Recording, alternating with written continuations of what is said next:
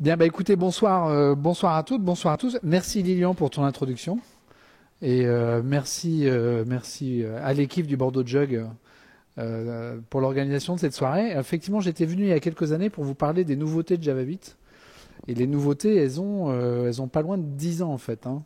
Parce que Java 8, il va avoir 9 ans dans un peu moins de 6 mois. Donc ça veut dire que les gens qui sont encore en Java 8, vous êtes sur une version de Java qui a 9 ans. C'est l'équivalent de quand Java 8 est sorti, de gens qui étaient encore en Java 5. Ça vous donne une idée. Ok. Donc, faut pas hésiter à prendre les nouvelles versions, hein, la 11, la 17. Il y a des trucs, il faut qu'on comprenne. Quand vous prenez une nouvelle version de Java, en fait, vous avez des performances gratuites, vous avez des améliorations gratuites qui viennent avec cette nouvelle version. Parce que le simple fait de changer de JVM, vous avez un nouveau GC, vous avez un nouveau compilateur just-in-time, votre application elle va être plus rapide, de base. Mais entre 8 et 11, je crois que c'est en 11 que c'est sorti, donc entre 8 et 17 en tout cas, vous avez des choses, il y a deux fonctionnalités au niveau de la JVM qui rendent les choses beaucoup plus intéressantes, beaucoup plus performantes, à la fois en termes de rapidité et en termes de consommation mémoire, c'est la gestion des chaînes de caractères. Il y a deux choses qui ont été faites sur la gestion des chaînes de caractères, c'est que les chaînes de caractères jusqu'à, je crois que c'est 11, avant c'était en fait un wrapper sur un tableau de char, donc d'éléments de 16 bits. Et ce tableau maintenant c'est un tableau de bytes, donc d'éléments de 8 bits. C'est-à-dire que rien qu'en repassant, enfin en migrant, sans même recompiler votre code, hein, toute la mémoire que vous consommez avec vos chaînes de caractères dans votre application, potentiellement va être divisée par 2. Alors c'est probablement pas exactement 2 parce que les caractères spéciaux qui ont vraiment besoin du deuxième octet, ce deuxième octet il va être conservé. Mais tous les caractères ordinaires qui sont en fait encodés juste sur un seul octet, parce que le deuxième octet il est toujours égal à 0, ceux-là ils vont être encodés juste sur 8 bits plutôt que 16. Ça c'est gratuit. C'est gratuit. Et le deuxième truc, alors c'est un petit peu moins gratuit parce qu'il faut recompiler, c'est que l'implémentation de la concaténation des chaînes de caractères a été refaite également. Vous concaténez des chaînes de caractères dans votre application ? Ouais. Qui ne concatène jamais de chaîne de caractères dans son application ? On est d'accord ? Ok. Et elle est beaucoup plus rapide.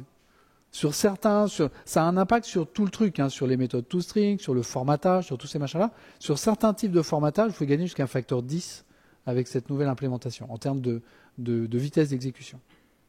Donc ça, c'est aussi des performances gratuites. Voilà. Si vous migrez, c'est pénible, oui, mais les nouveautés du langage, on s'en fiche. Les records, c'est pas intéressant. Le pattern matching, ça, on s'en fiche également. C'est pas une bonne idée, hein, mais bon, vous avez le droit de penser ce que vous voulez. C'est pas grave. Même si vous concaténez des chaînes de caractères, vous allez quand même bénéficier des nouvelles performances. Voilà. C'est pas de ça que je suis venu vous parler ce soir. Donc l'intitulé sur le résumé, ça c'était la programmation asynchrone avec Loom. J'aurais dû l'appeler la fin de la programmation asynchrone avec Loom. Qu'est-ce qui fait de la programmation asynchrone parmi vous ? Ouais, une bonne majorité. Hein. Qui aime faire de la programmation asynchrone ? Ah, quand même, hein. Il y a quelques masochistes dans la salle. Hein.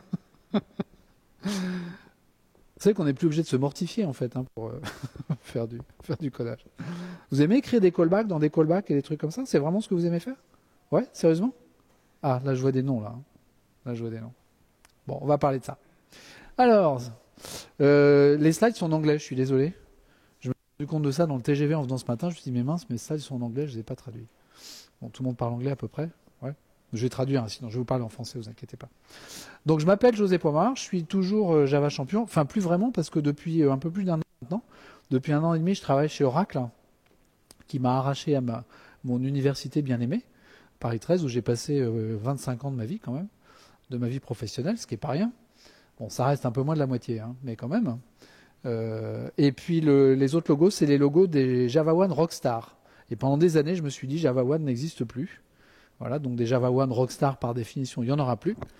Et je me suis trompé parce qu'en fait, il va y avoir un Java One cette année. Manque de bol, ça tombe pendant la semaine de l'événement à Clermont-Ferrand, là, Volcan IO. Donc on ne pourra pas être deux.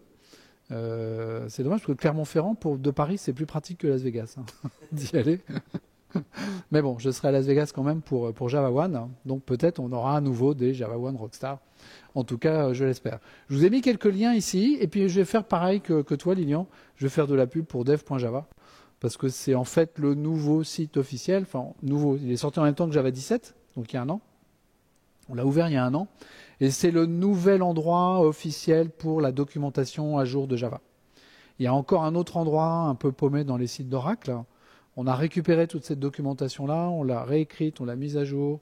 Il y avait des trucs un peu à corriger, on les a corrigés. Et on les a mis dans un nouveau site qui s'appelle dev.java. Et sur dev.java, vous avez aussi d'autres trucs. Il y a une espèce de mouvement qui s'appelle les Java Day. Si le Bordeaux Jug a envie d'organiser des Java Day, ben voilà, vous pouvez faire ça. Et l'appeler Java Day, donc utiliser le terme Java. Parce que le terme Java, il est protégé, donc on n'a pas le droit de l'utiliser comme ça. Je crois que les gens de Nice ou de Marseille voulaient en faire un. Nous, on en a fait un avec le Paris Jug, qui a eu vachement de succès. Donc c'était vraiment très très sympa à faire. Et puis si le Bordeaux Jug n'est pas sur la page des Java User Group, comme maintenant c'est nous qui avons la main sur cette page, on peut inscrire les jugs beaucoup plus facilement qu'avant. Bon, d'accord. Normalement, j'ai pris toute la liste des jugs francophones pour remplir le truc. Mais en fait, le problème dans ces organisations énormes, c'est que avec le temps, on perd la trace de qui vraiment a la responsabilité de quoi. Et rajouter un jug sur la page des jugs, sur la page existante des jugs, ben en fait, on ne savait plus qui avait la capacité de faire ça. Donc on l'a transférée, maintenant elle est là, c'est nous qui avons la main dessus, jusqu'à ce que ça dégénère et que ça devienne comme le truc principal. Et puis il y a un podcast également qui s'appelle inside.java. Si vous aimez vraiment les informations un peu de type alpha geek, très très technique et très très en profondeur, vous pouvez vous connecter sur ce podcast. Il y a des épisodes qui sont vraiment très très intéressants. Tous les épisodes sont très intéressants de mon point de vue, mais c'est des trucs vraiment très pointus techniquement. C'est pas un programme de débutant, disons. C'est pas des tutoriaux comme peut y avoir sur dev.java.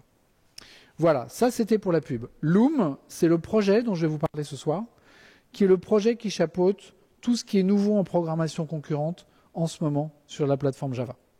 Ça inclut les threads virtuels, la programmation concurrente structurée, et ils ont fait une 3e partie qui s'appelle les extents locales, qui n'est pas dans le JDK 19. Je vous en dirai juste 2 mots, mais je pourrais vous montrer du code, ça vous intéresse, mais a priori, je n'ai pas prévu de le faire.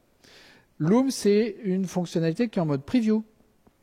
La concurrence structurée, Structured Concurrency, c'est un truc qui est en incubator. C'est pareil que preview, mais techniquement c'est différent, mais bon, l'idée c'est la même. Ce qu'il faut retenir, c'est que ça peut encore changer avant que ça devienne une fonctionnalité définitive intégrée dans le JDK.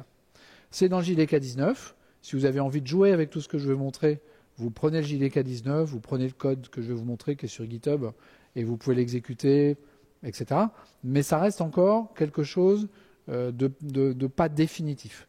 Je ne vais pas dire expérimental parce que c'est très stable, honnêtement. Mais comme ça peut changer, personne ne vous conseillera, et surtout pas moi, d'utiliser ce genre de choses en prod. Okay, utilisez-le, testez voir comment ça marche sur votre application. Ça, c'est fait pour ça. Mais par contre, s'appuyer dessus pour écrire du code qui doit partir en prod, bon, si vous le faites, c'est probablement du code qu'il faudra au moins partiellement réécrire d'ici à ce que ça devienne une fonctionnalité définitive. Okay. Et Loom, ça touche la programmation concurrente. Donc il y a 2 parties sur les 3 qui ont été livrées dans le 19. Okay. Donc JDK 19, c'est sorti avant-hier. Hein. Donc c'est vraiment c'est tout chaud. Okay. Il y a la partie thread virtuelle. Donc c'est la JEP 425. Il y a des gens qui lisent les JEP parmi vous? Ouais. Ah, super.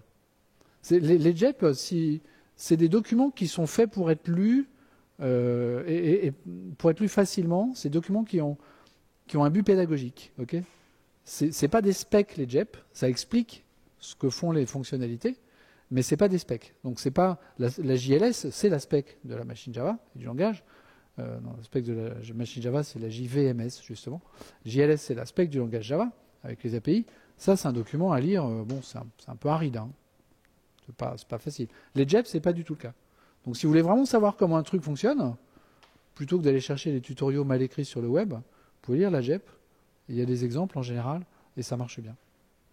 Donc ça, c'est la 425, et si je vous le montre, c'est pour que vous regardiez la ligne effort. Effort, il y a marqué XL. Alors qu'est-ce que ça veut dire, effort XL? Ça, c'est le pull request de cette JEP. Ok? Donc, 95 870 lignes modifiées, à peu près 100 000. Il y a quelqu'un qui l'a relu, hein, le pull request. Hein. Même pas qu'une seule personne. Hein. Okay, un peu plus d'1100 fichiers modifiés, le nombre d'insertions, etc. C'est un gros pull request. Il y a eu un merge avant de faire ça. Vous imaginez aussi. Voilà. La deuxième partie, c'est ce qu'on appelle la Structured Concurrency. Ça, c'est une API. Les threads virtuels, ça touche au fonctionnement des threads. La Structured Concurrency, c'est une API, donc c'est quelque chose qui est complètement extérieur à ça. Le statut n'est pas le même, Preview et Incubator, c'est deux trucs différents, mais grosso modo, ça veut dire la même chose, ça veut dire que ça peut encore changer. Okay, pattern matching for switch, on en est à la 3e preview. Donc voilà, il y a eu 3 itérations sur le truc. Peut-être la 4e coup, la 4e tentative sera la bonne. Là, on ne peut pas savoir combien on va avoir d'itérations avant de l'avoir définitivement. En particulier, aujourd'hui, personne ne vous dira rien du tout. Ah, est-ce qu'on l'aura pour la 21, qui est la prochaine LTS? Personne ne vous répondra ni oui ni non à cette question. Et puis le 3e morceau, c'est Extant Local Variables. Ça, c'est une JEP en mode candidate. Vous voyez, le statut qui est là, candidate. Voilà. Donc on l'aura peut-être, si elle devient acceptée, on l'aura en mode preview aussi, ou incubator en l'occurrence, pour le JDK 20, c'est-à-dire qui sort en mars. Parce que maintenant, on a un JDK tous les 6 mois. C'est ça qui est bien, c'est qu'on a juste 6 mois à attendre pour avoir les trucs. Java 8, on l'avait attendu quelques années, avec le retard et tout ça. Voilà. Si vous voulez en savoir plus, JDK java.net/loom. Là, vous pouvez télécharger un JDK, qui est maintenant un JDK 20, en mode Early Access, avec la totalité de Loom dedans. Donc les 3 parties, thread virtuel, Structured Concurrency et Extant Local, si vous voulez jouer avec. Vous avez également la mailing list du projet Loom. Et ça, j'insiste là-dessus. S'il y a des trucs qui ne vous plaisent pas dans Loom, si vous l'essayez chez vous, vous dites, ah oui, au niveau des patterns d'utilisation, ce serait quand même beaucoup plus simple d'avoir ce genre de fonctionnalité.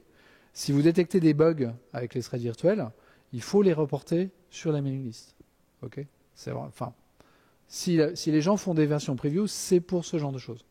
Donc si vous avez des utilisations de programmation concurrentes, chez Mano, il est où Antoine? Ah, il est là, pardon. Ah bah oui, maintenant je te vois. Ok. Si vous faites des tests là-dessus, vous constatez des choses qui vous paraissent aberrantes ou qui pourraient être mieux, ou voilà, c'est vraiment le moment. C'est le moment parce que les gens recherchent ce genre de feedback précisément pour améliorer l'API ou les fonctionnalités ou les performances. Ça peut être des problèmes de performance également. D'ici la sortie finale. Voilà. Je voudrais vous faire un petit résumé sur la programmation concurrente en Java, parce qu'en fait, Loom, c'est pas quelque chose qui vit comme ça, hors contexte, hors sol ou quoi. Ça existe dans une histoire. La plateforme Java, elle a une histoire. Ça va pas durer 1 heure, rassurez-vous. Donc en Java, ce qu'il faut voir en 95, il y a des gens qui étaient déjà nés en 95. Ouais. En 95, je suis sûr qu'il y en a qui n'étaient pas. En 95, Java arrive avec un modèle de programmation concurrente. Et c'est nouveau, il n'y a pas d'autre langage qui est ça en 95. C'est le premier langage qui fait ça. Et qu'est-ce qu'on fait en 95 ? On fait des runables. Et on les fait avec des instances de classe anonyme. Ouais, parce qu'on n'a pas encore les lambdas. Voilà. Et donc ça, c'est une instance de classe anonyme. Et puis pour lancer des threads, je fais une new thread de mon runable. Je le lance, j'appelle join parce que ça va attendre que le thread finisse de s'exécuter. Et c'est comme ça que je fais de la programmation de concurrence en Java 1. Okay. Le bouquin que je lis, c'est celui-là, qui est écrit par Doug Lee. Doug Lee, c'est un monsieur qui travaille encore dans le domaine de la programmation concurrente en Java, mais qui apparemment n'a pas travaillé sur Loom. Voilà. Et puis si je veux faire de la synchronisation, ça c'est mon pattern. C'est pratique, j'en ai qu'un. Donc voilà. J'ai pas le choix, mais en même temps, c'est pas un problème. Et ça marche plutôt pas mal. Et la deuxième étape, c'est 2004, c'est-à-dire pas loin de 10 ans après. Java Util Concurrent, une API écrite par Doug Lee, justement, le monsieur de tout à l'heure. En plus de faire des runables, faire des callables. Un callable, c'est sympa parce que ça peut parler un callable. Ça retourne un résultat et ça peut jeter une exception. Sachant qu'en général, quand on fait de la programmation, on fait des I.O., c'est plutôt pas mal de pouvoir jeter des I.O. exceptions avec des tâches comme ça. Donc ça, c'est mon nouveau callable. Le bouquin qu'il faut que je lise, c'est celui-là. Et malheureusement, dans l'univers Java, il n'y a pas eu de bouquin meilleur que celui en programmation concurrente publié depuis. Le livre, il a 15 ans, quoi, quelque chose comme ça. C'est la vie. Et puis, on me dit qu'il faut que j'arrête de lancer les threads à la main tout seul. Il faut que je fasse des exécuteurs service. Un exécuteur service, qu'est-ce que c'est? C'est un pool de threads. Là, j'en crée avec 4 threads. Tout le monde connaît l'exécuteur service? Ouais, c'est bon. Il y a juste une caractéristique dans l'exécuteur service, c'est que je fais exécuteur submit de task. D'accord? Ça, c'est le pattern. Et en fait, à l'intérieur, j'ai une file d'attente avec toutes mes tâches qui s'enchaînent. Et si j'envoie trop de tâches par rapport aux threads, mes tâches, elles vont attendre. Et puis les threads, ils vont venir se servir dans cette unique file d'attente. J'ai qu'une seule file d'attente dans un exécuteur service. Okay? Et il ne faut pas que j'oublie de faire shutdown sur mon exécuteur service avant d'éteindre mon application, parce que ça permet de nettoyer tous les threads, les tâches qui sont éventuellement en train de s'exécuter, etc. Et pour communiquer les résultats de mes tâches, j'ai cet objet future qui fait le pont entre le thread de l'exécuteur qui a exécuté ma tâche et puis le thread main, enfin le thread qui a lancé cette tâche. D'accord? Puis j'ai des méthodes sur future. Ok. Pour faire de la synchronisation, j'ai un objet maintenant, plutôt que de faire synchronize, je peux toujours faire synchronize, mais j'ai un objet qui implémente l'interface lock, qui s'appelle reentrant lock, okay, et qui s'utilise comme ça. Et cet objet, on va le revoir dans pas longtemps. C'est pour ça que je vous le montre. Et puis j'ai d'autres primitives pour faire de la synchronisation. C'est l'apparition des collections concurrentes également, notamment de concurrent HMAP, qui est entièrement réécrite en Java 8. La concurrente HMAP de 5, c'est pas du tout la même classe que la concurrente HMAP de 8.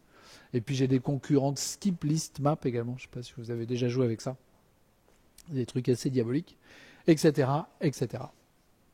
Et puis là, il se passe encore un grand gap jusque Java 11, Java 8. Ok. Et en 11 et en 8, j'ai deux choses qui arrivent. Un framework qui s'appelle le framework ForkJoin. Je ne sais pas s'il y a déjà des gens qui ont joué avec le ForkJoin. Ouais, un peu. C'est un peu technique hein, quand même. Hein. C'est un peu comme la programmation concurrente, quoi. Et des coups de marteau sur la tête, ça fait du bien quand ça s'arrête. Voilà. Donc le ForkJoin, c'est aussi un pool de threads.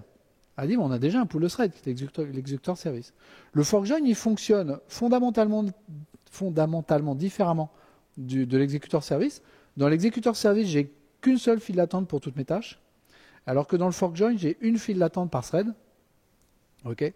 Et quand un thread du ForkJoin génère des tâches supplémentaires, elles vont être mises dans la file d'attente associée à ce même thread. Alors maintenant, évidemment, le problème, c'est qu'il y a des files d'attente qui peuvent se vider, alors que d'autres sont pleines. Donc le ForkJoin pool, en plus de ça, implémente un pattern qu'on appelle le work stealing, le vol de tâches. C'est-à-dire que quand un thread n'a rien à faire, quand sa file d'attente est vide, il peut la regarder dans la file d'attente d'à côté pour aller piquer des tâches à son copain. Okay. Et ça, on va l'utiliser dans les threads virtuels. C'est pour ça que je vous en parle. Voilà. Je ne rentre pas dans les détails des parallèles streams. Et le deuxième truc que j'ai en Java 8, c'est Completable Future, qui est en fait l'émanation, l'implémentation du modèle de programmation asynchrone en Java. Il y a des gens qui ont déjà écrit du code avec Completable Future? Ouais, pas mal de gens. C'est agréable d'écrire du code avec du Completable Future? Je vois des trucs. Si. Ça donne pas du code super lisible. Hein. Je vais vous en montrer. Hein. Si vous êtes pas, on va tous se mettre d'accord. Je vais vous en montrer. Voilà. Ok. Et puis, donc vous avez cette évolution 95, 2004, 2014. Grosso modo, tous les 10 ans, dans le domaine de la programmation concurrente en Java, il se passe quelque chose. C'est une espèce de révolution. Et là, on arrive en 2022, 2023, 2014, 2023. Il y a Loom qui arrive. Donc on est un peu toujours dans ce même pattern. Il y a une chose qui n'a pas bougé depuis la première version du modèle de programmation concurrente, c'est que quand je donne une tâche, que ce soit un runnable ou un callable, à un thread, une fois que cette tâche est donnée à ce thread, elle ne peut pas être détachée de ce thread. Soit la tâche s'exécute jusqu'à la fin en produisant un résultat, qui peut être void, ou une exception, soit j'interromps ce thread, donc je casse mon thread, mais je ne peux pas détacher cette relation qu'il y a entre une tâche et un thread. Okay. Et si on regarde, il y a un seul langage qui fait ça. Alors, avant Loom, c'est Erlang, un langage que tout le monde utilise. Ouais. Qui utilise Erlang? Ah, une personne. Donc Erlang sait faire ça, mais c'est le seul, à ma connaissance. Ok. Et c'est précisément ce que Loom va nous apporter. La possibilité de dire, cette tâche qui est en train de bloquer, je vais la ranger dans un coin, et le thread qui est en train de l'exécuter, je vais lui donner une autre tâche. Et ça, c'est complètement nouveau. C'est quelque chose qui n'existe donc maintenant qu'en Java et en Erlang. Pourquoi est-ce qu'on fait de la concurrence? Là, il y a quand même une sacrée question à se poser, parce que c'est un peu compliqué la concurrence quand même. Entre les problèmes de race conditions, les problèmes de machin, si on ne faisait pas de concurrence, on aurait quand même beaucoup moins de problèmes dans nos applications. Il y a deux raisons pour lesquelles on a envie de faire de la concurrence. La première, c'est qu'on a un gros calcul à faire. On a 8 cœurs de processeur qui foutent rien, parce qu'on a lancé ça sur un seul cœur. Et on se dit, mais si j'utilisais les 7 autres, peut-être je gagnerais un facteur 8 sur l'exécution de mon code. Okay, c'est l'idée des streams parallèles. Streams parallèles, alors je ne gagne pas un facteur 8, je vais gagner un facteur 6, dans les bons cas. Je peux perdre des facteurs aussi, hein, donc il faut tester quand même, faire attention.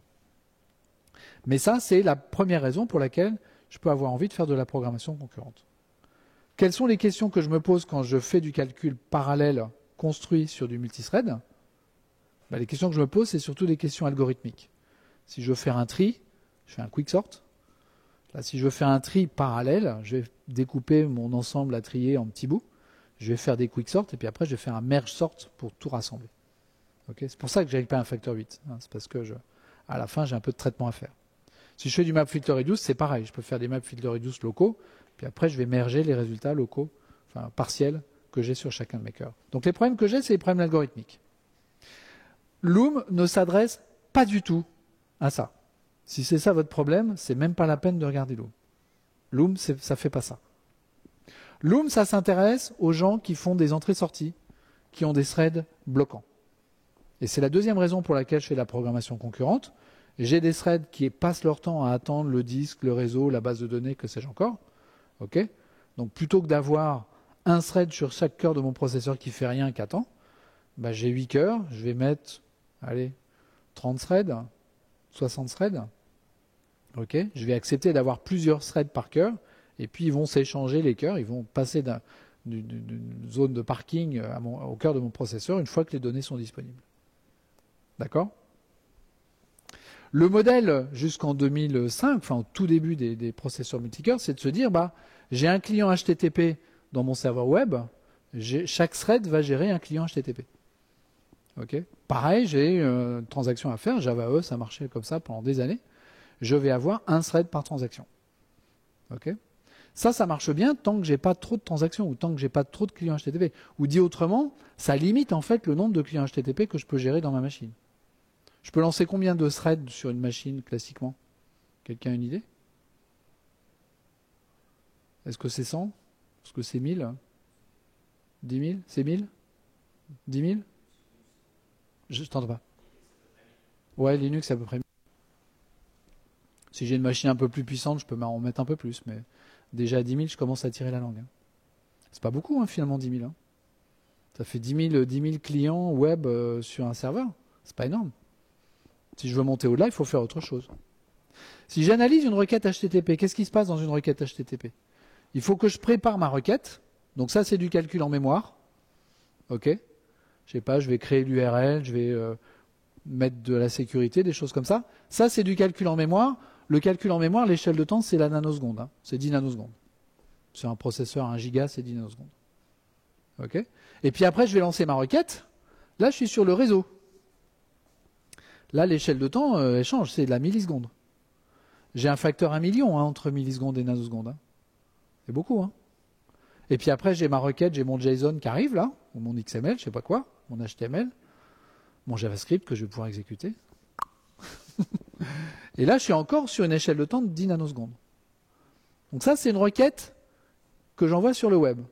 OK ? Et que je passe mon temps à faire ça. Et vous voyez que là, mon écran, il fait à peu près 1000 pixels de large. Là, j'ai des millisecondes, là, j'ai des nanosecondes.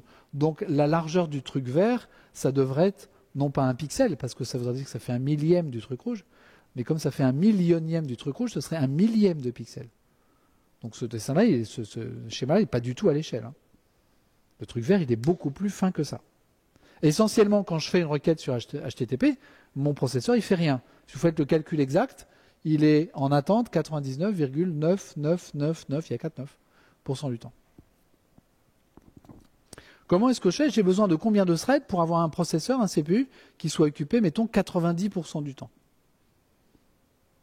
Bah, il faut que je multiplie ça jusqu'à avoir 90% du temps. Ok? Donc il faut que je multiplie ça à peu près par 1 million. Si je veux un processeur occupé 100% du temps, il me faut à peu près 1 million de threads. Alors quel est le problème? Bah, le problème, c'est que dans une machine Java, un thread, ça consomme 2 mégaoctets de mémoire. Donc 1 million, je suis à 2 téraoctets. Tout le monde a 2 téras là dans sa machine, sur son bureau, sur son laptop. Ton laptop fait 2 téras, c'est un gros laptop que tu dois faire 2 téras, non? Ok. Ça met à peu près 1 milliseconde à se lancer. Ok. Donc ça fait 1000 secondes. Hein, enfin 2000. On va mettre 1000, on va être gentil. 1000 secondes, c'est 20 minutes. Hein. Donc lancer 1 million de threads, c'est 20 minutes. Ok. Et le context switching, c'est 100 microsecondes. Donc ça veut dire que dès qu'il y a un context switching à faire, là, il n'y a plus rien qui marche. On peut même plus bouger la souris.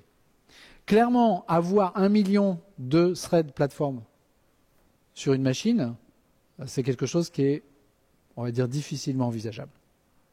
Parce que ça pose plein d'autres problèmes en plus. Hein. Plein d'autres problèmes. Rémi, il fait la démo sur son Mac. Il lance des plateformes threads dans une boucle jusqu'à ce que ça parte en out of memory error. Et il arrive à en lancer 4000, je crois, ou quelque chose comme ça. Donc on est très très loin du million. Et c'est pour ça que les gens ils font des computable futures, du reactive programming, du async await, du mono multi, de l'uni multi. Tous ces trucs-là, en fait, qu'est-ce que ça consiste à faire? Ça consiste à dire je vais essayer d'avoir plusieurs tâches par thread pour éviter que mes threads bloquants ne bloquent mon système. Ok?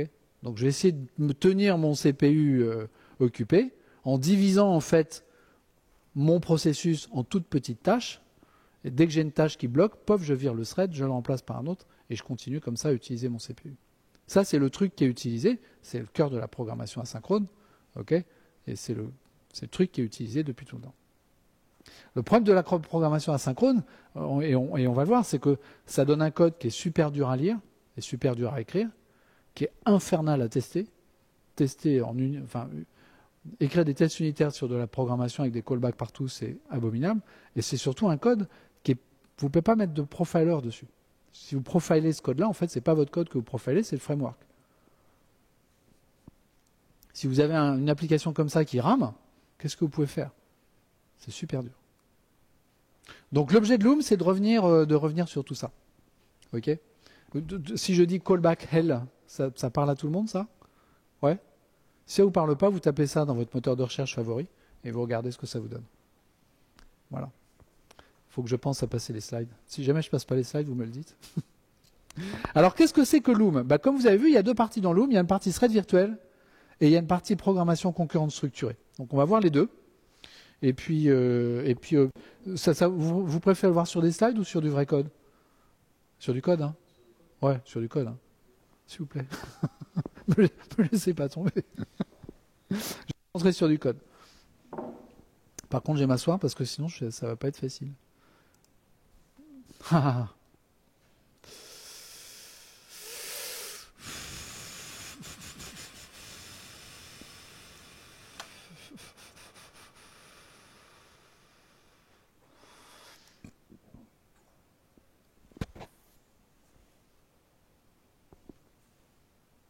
Il a du mal, hein.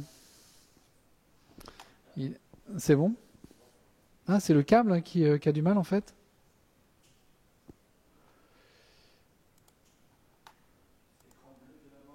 Ouais. Malheureusement, on connaît ça.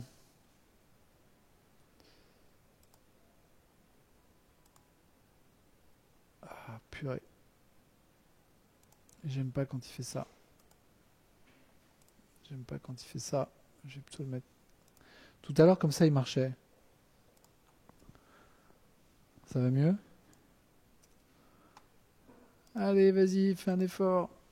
Allez, vas-y, tu peux le faire. Oh, je suis en quoi là? J'aurais pas dû le fermer.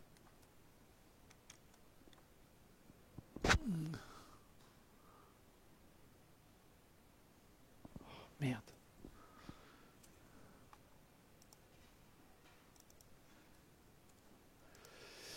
Je suis désolé, mais si je peux pas vous montrer le code ni les slides, ça va être plus dur.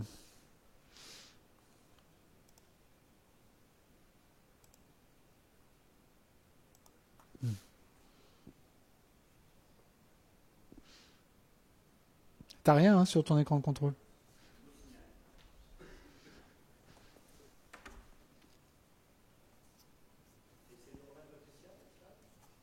Non, ça c'est bon ça. Ça c'est bon. Parce que quelquefois il perd le signal sur ces trucs-là. Ah. Ah. C'est bon? Je sens que je vais plus toucher à la résolution. Et je vais me mettre comme ça. Je vais me mettre en gros. Mode présenteur. C'est assez gros? Tout le monde voit? Les gens qui ne voient pas, il reste de la place devant. Il y a plein de place devant. Alors, comment? Oui, bah ça, justement. En plus, je suis dans un amphi, alors quand même. J'ai passé quelques heures de ma vie dans ce genre de droit. Ok, donc là, je suis en train d'utiliser Java 19, donc le truc qui est sorti avant-hier. D'accord? Je l'ai mis en mode preview. Ok? Et je suis en train de lancer ce code-là, qui est vraiment un code super classique. Ça, c'est du code. Alors, c'est pas du Java 1 parce qu'il y a une lambda, donc c'est plutôt du Java 8. D'accord? Mais voilà, c'est pas le code. Alors déjà, j'ai un nouveau pattern pour lancer les threads, qui est celui-là. Voilà. Je peux faire un pattern off-platform. OK. Donc ça, c'est une méthode factory. Et puis, je peux dire, bah, tu vas me faire un thread non démarré sur la tâche qui est là. Voilà. Et puis derrière, je peux démarrer mon thread avec p.start. Et puis, j'attends qu'il ait fini de s'exécuter avec p.join. Bon. C'est sympa d'avoir ça. Moi, j'aime bien ce pattern-là avec des méthodes factory. L'intérêt d'une méthode factory, c'est que ça cache la vraie classe que ça vous retourne. C'est surtout ça l'intérêt. Hein. Là c'est un platform thread, donc c'est la vieille classe thread d'il y a 25 ans. Mais si je fais la même chose que ça, vous voyez, que j'appelle ce machin-là vthread, et que ça, je dis que c'est vthread, pof, et que ça, je dis que c'est off virtual, bah, j'ai exactement le même pattern que pour mon thread platform, mais maintenant, ce que je lance, c'est un thread virtuel. Et là, la vraie classe, c'est plus thread, c'est une classe qui est en thread, c'est une classe qui s'appelle, alors on ne le voit pas ici, mais c'est une classe qui s'appelle virtual thread. Bon, tant pis. Je vous le remontrerai plus tard. Voilà. C'est une classe qui s'appelle virtual thread. Et si je lance ce code-là, là, on peut regarder un peu ce qu'il fait, déjà. Donc déjà, un thread virtuel, c'est une classe qui s'appelle virtual thread, qui n'est pas publique, donc vous ne pouvez pas aller mettre vos doigts dedans. Ça, c'est interdit. Mais par contre, vous pouvez la récupérer avec cette méthode factory. Et vous voyez que ça se lance, ça s'exécute, ça se join, entre guillemets, exactement comme un thread normal. Donc un thread virtuel, ça s'utilise rigoureusement comme un thread normal. Ça, c'est la première chose qu'il faut avoir présent à l'esprit. Donc si vous avez une application qui fait de la concurrence, avec beaucoup d'IO, demain matin, vous essayez de lui donner à manger des threads virtuels plutôt que des threads plateformes, ça doit marcher de la même façon. Et vous pouvez regarder si ça vous apporte des meilleures performances ou pas. Première chose, vous voyez que le thread, je suis bête parce que c'est moi qui l'ai mis trop haut. Voilà, hop. Vous voyez que la méthode toString de thread me retourne le numéro du thread et puis des informations comme ça. Il y a déjà 23 threads qui sont lancés dans ma VM. C'est normal, hein, une VM, ça lance plein de threads à démarrage. Hein. Il y a le garbage collector, il y a le compilateur just-in-time, puis il y a d'autres trucs également qui font qu'une machine virtuelle a besoin de threads. Et vous voyez que le thread virtuel que j'ai lancé après, qui est le 24e, lui, il n'a pas exactement la même image. C'est un thread virtuel et il est lancé /runable forkjoinpool1 worker 1. Il est lancé au-dessus d'un autre thread qui est un thread plateforme, ça je vous le dis, okay, et qui appartient à un forkjoinpool qui s'appelle le forkjoinpool 1. En fait, tous les threads virtuels que vous lancez avec Loom, c'est des threads qui sont portés par ce qu'on appelle un carrier thread, un thread qui les transporte justement, qui les exécute, qui est un thread plateforme. Et c'est un thread plateforme sur lequel vous n'avez pas la main, qui est choisi à l'intérieur d'un fork join pool spécial, qui est un deuxième fork join pool créé dans la JVM, parce qu'on a déjà le common fork join pool, mais c'est pas le même. C'est un autre fork join pool, qui est lancé donc dans la JVM dans le cadre du projet Loom, et qui est utilisé pour exécuter les threads virtuels. Ok ? Donc ça, c'est ce que ça nous dit ici. Mon thread virtuel, il est lancé au-dessus d'un plateforme thread. Ouais ? Tout le monde le voit ? Tout le monde est d'accord ? Alors, quel est l'intérêt de faire ce truc-là ? Quel est l'intérêt de faire ce truc-là ? Ben, je vais vous le montrer. Ok. Ce que je vais faire, c'est que je vais lancer... Là, je vais virer ce code-là. D'accord ? Comme je vous ai déjà présenté les streams, je suis sûr que vous en rappelez bien, on va faire des streams. Voilà. C'est juste parce que ce soir, j'ai pas envie de faire de boucle. Donc, je vais faire un int stream. Ça me génère juste des nombres de 0 à 9. Ok ? Et puis, pour chacun de ces nombres, je vais faire un map to obj. Et je vais dire, bah, ça, c'est un index. D'accord ? Et là, je vais, à partir de cet index, je vais créer un thread virtuel.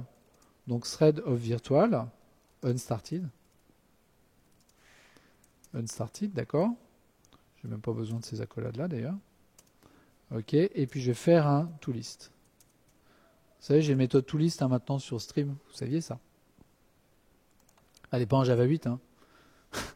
Mais elle est bien. Alors, elle vous rend une liste immutable, hein, donc méfiez-vous quand même un petit peu. Et puis ce thread virtuel, je vais faire un système out println. D'accord. J'aurais bien aimé qu'il me... Non, il veut pas. Pardon ? Oui, je sais. Mais c'est... Bon. Système out println. Pourquoi il veut pas me le faire ? Ah oui, c'est parce qu'ils ne s'attendent pas du tout à avoir ça. C'est parce qu'il faut que je lui fasse ça. Voilà. Tu IntelliJ, c'est ça. Voilà. Donc là, ce que je vais faire, c'est que je vais afficher thread.currentThread, exactement comme dans le cas précédent. Mais je ne vais pas le faire pour tous les threads, parce que là, j'en ai 10. C'est un peu beaucoup. Je vais le faire uniquement pour le thread numéro 0. OK ?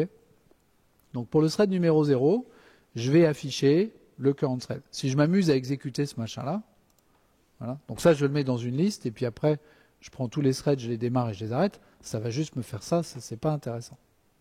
Et ce que je voudrais faire, c'est thread.sleep. Donc ce thread-là, je vais le mettre en sommeil. Qu'est-ce qui fait un thread quand il est en sommeil ? Ben, il fait rien.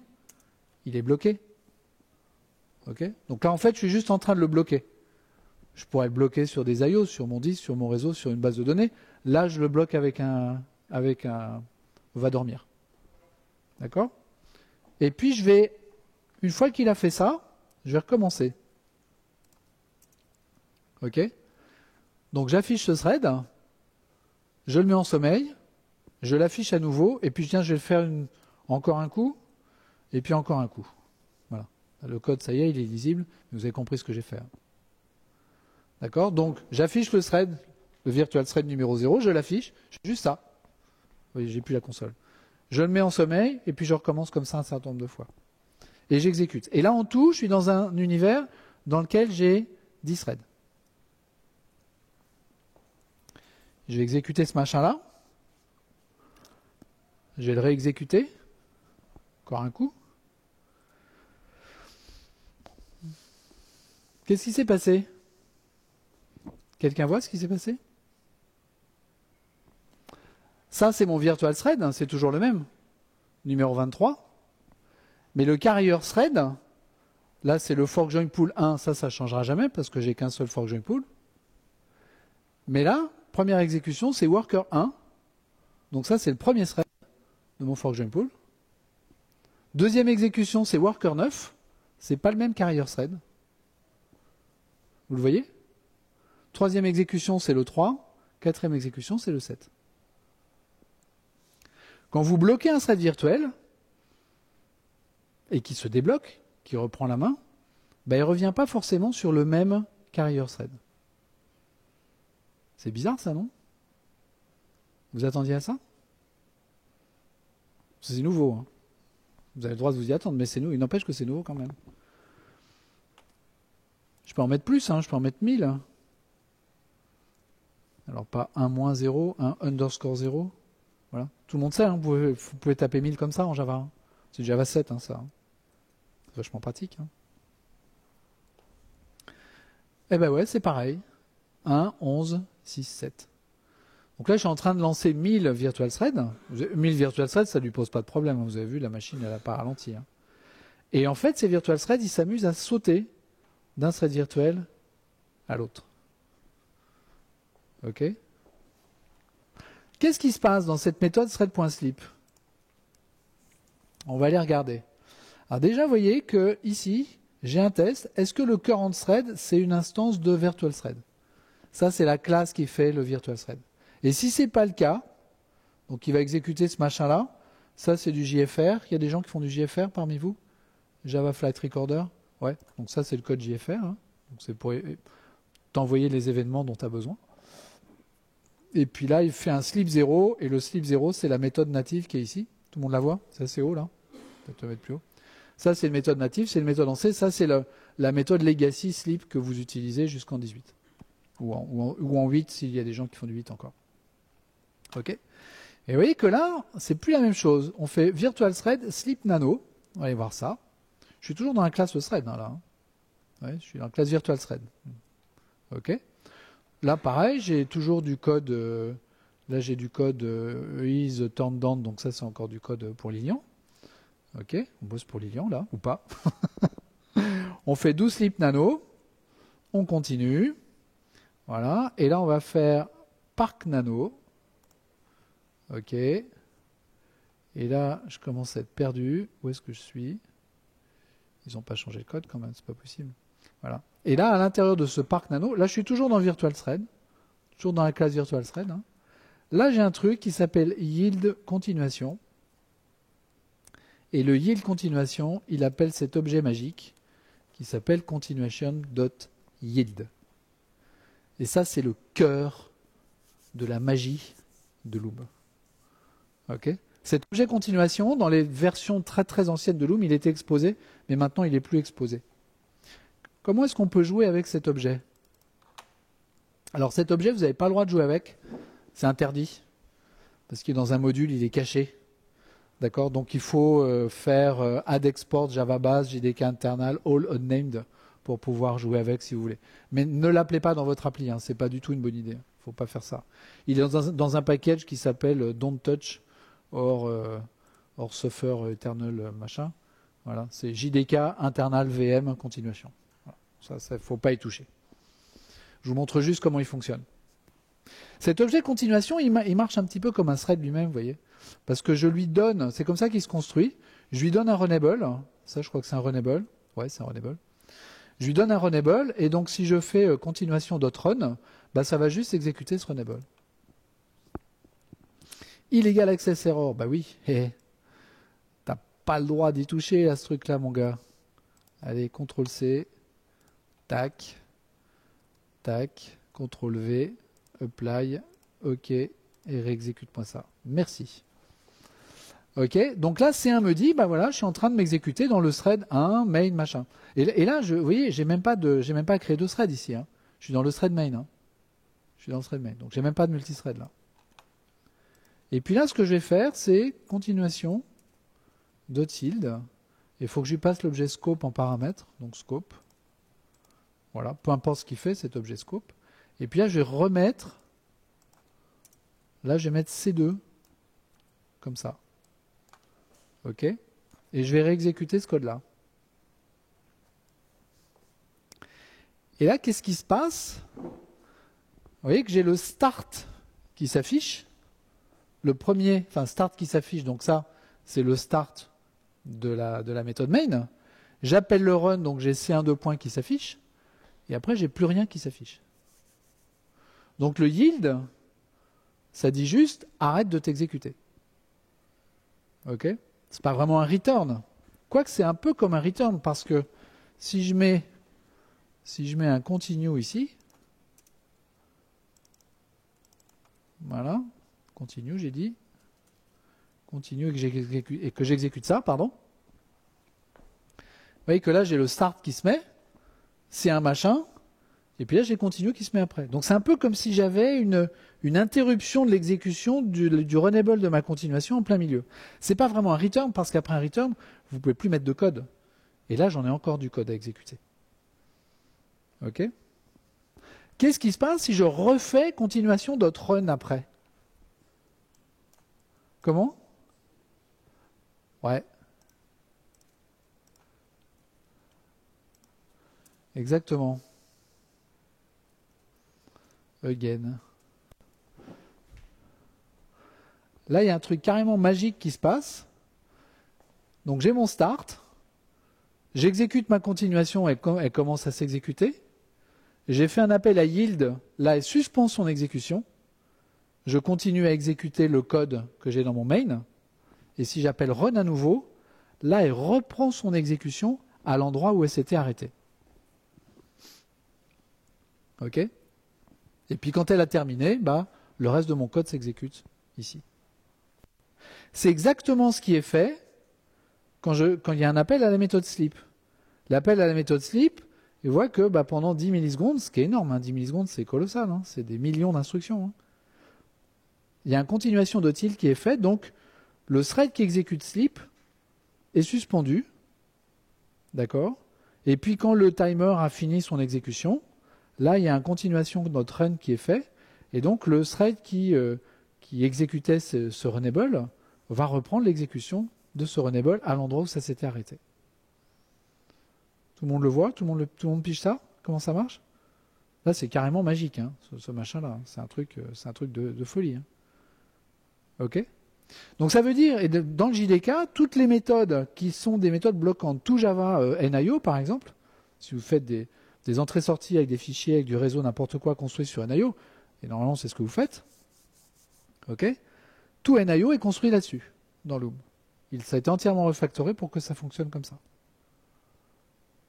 Okay. Tous les appels bloquants ont été refactorés pour faire ce genre de choses.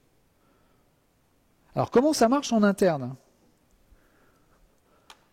Je vais retourner dans les slides et je vais éviter de repasser en mode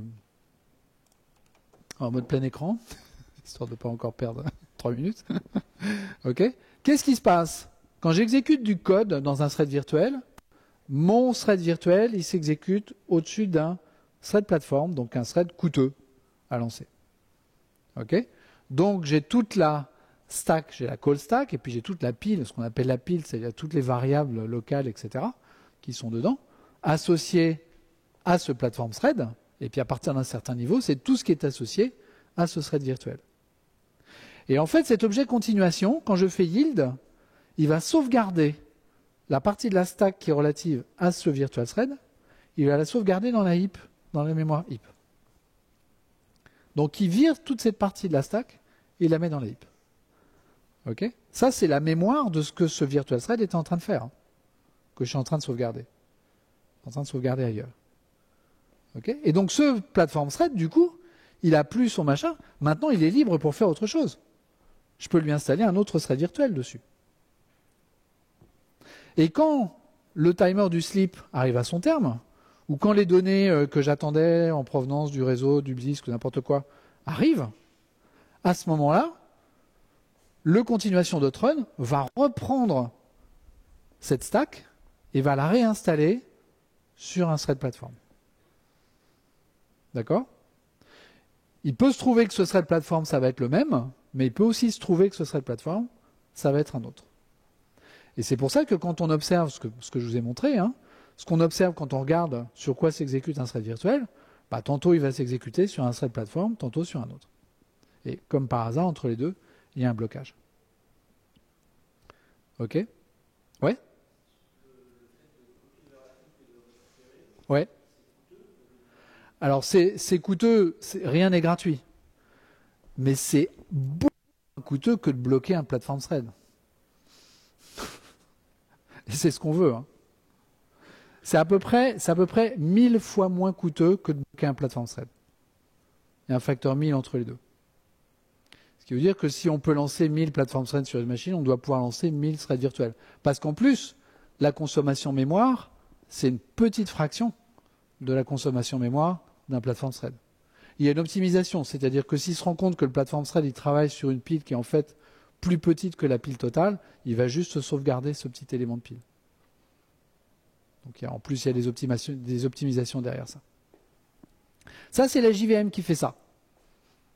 Ok, ça, c'est du code C dans la JVM. C'est la JVM qui fait ça. Mais tout le reste de l'API, des threads virtuels, c'est du code Java. Hein. C'est pas un code JVM. Hein. C'est pas un code JVM.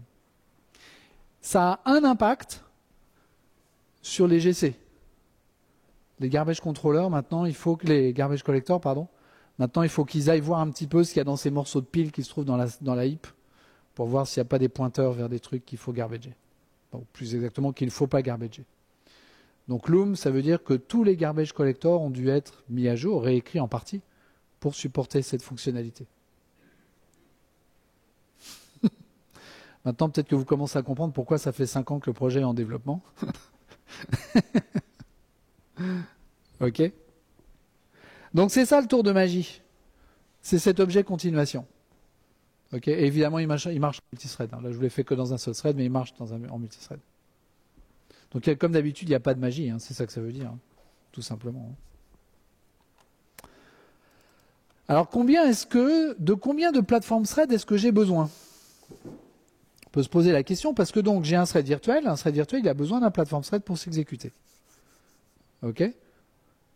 Mais mon problème, c'est que j'ai toujours des plateformes thread en dessous. Si un plateforme thread peut gérer 10 threads virtuels, j'ai pas gagné grand-chose. Ok. De combien de plateformes thread est-ce que j'ai besoin? J'ai écrit un petit code qui va permettre de le voir.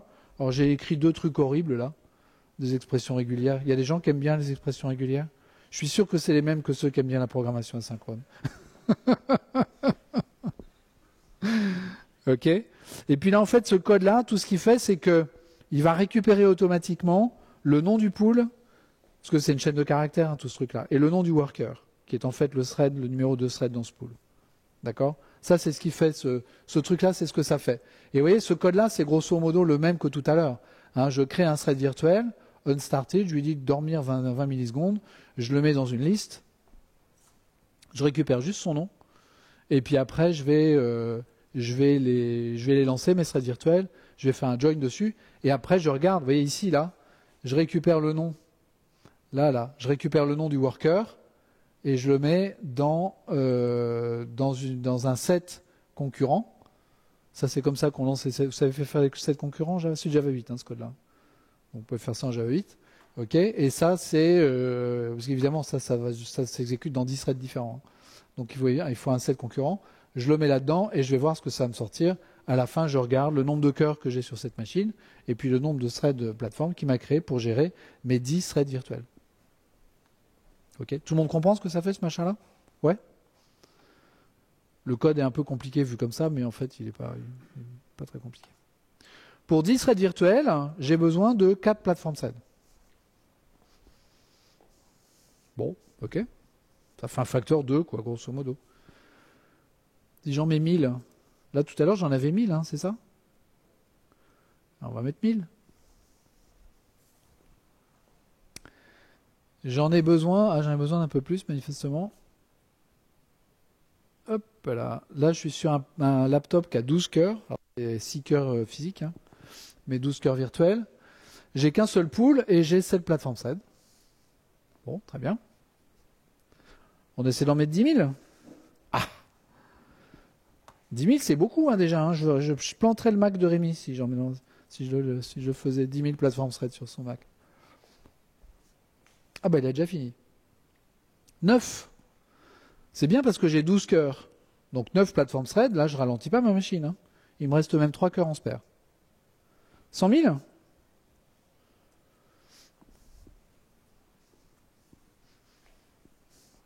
ça va peut-être prendre Ah bah non, c'est déjà fini.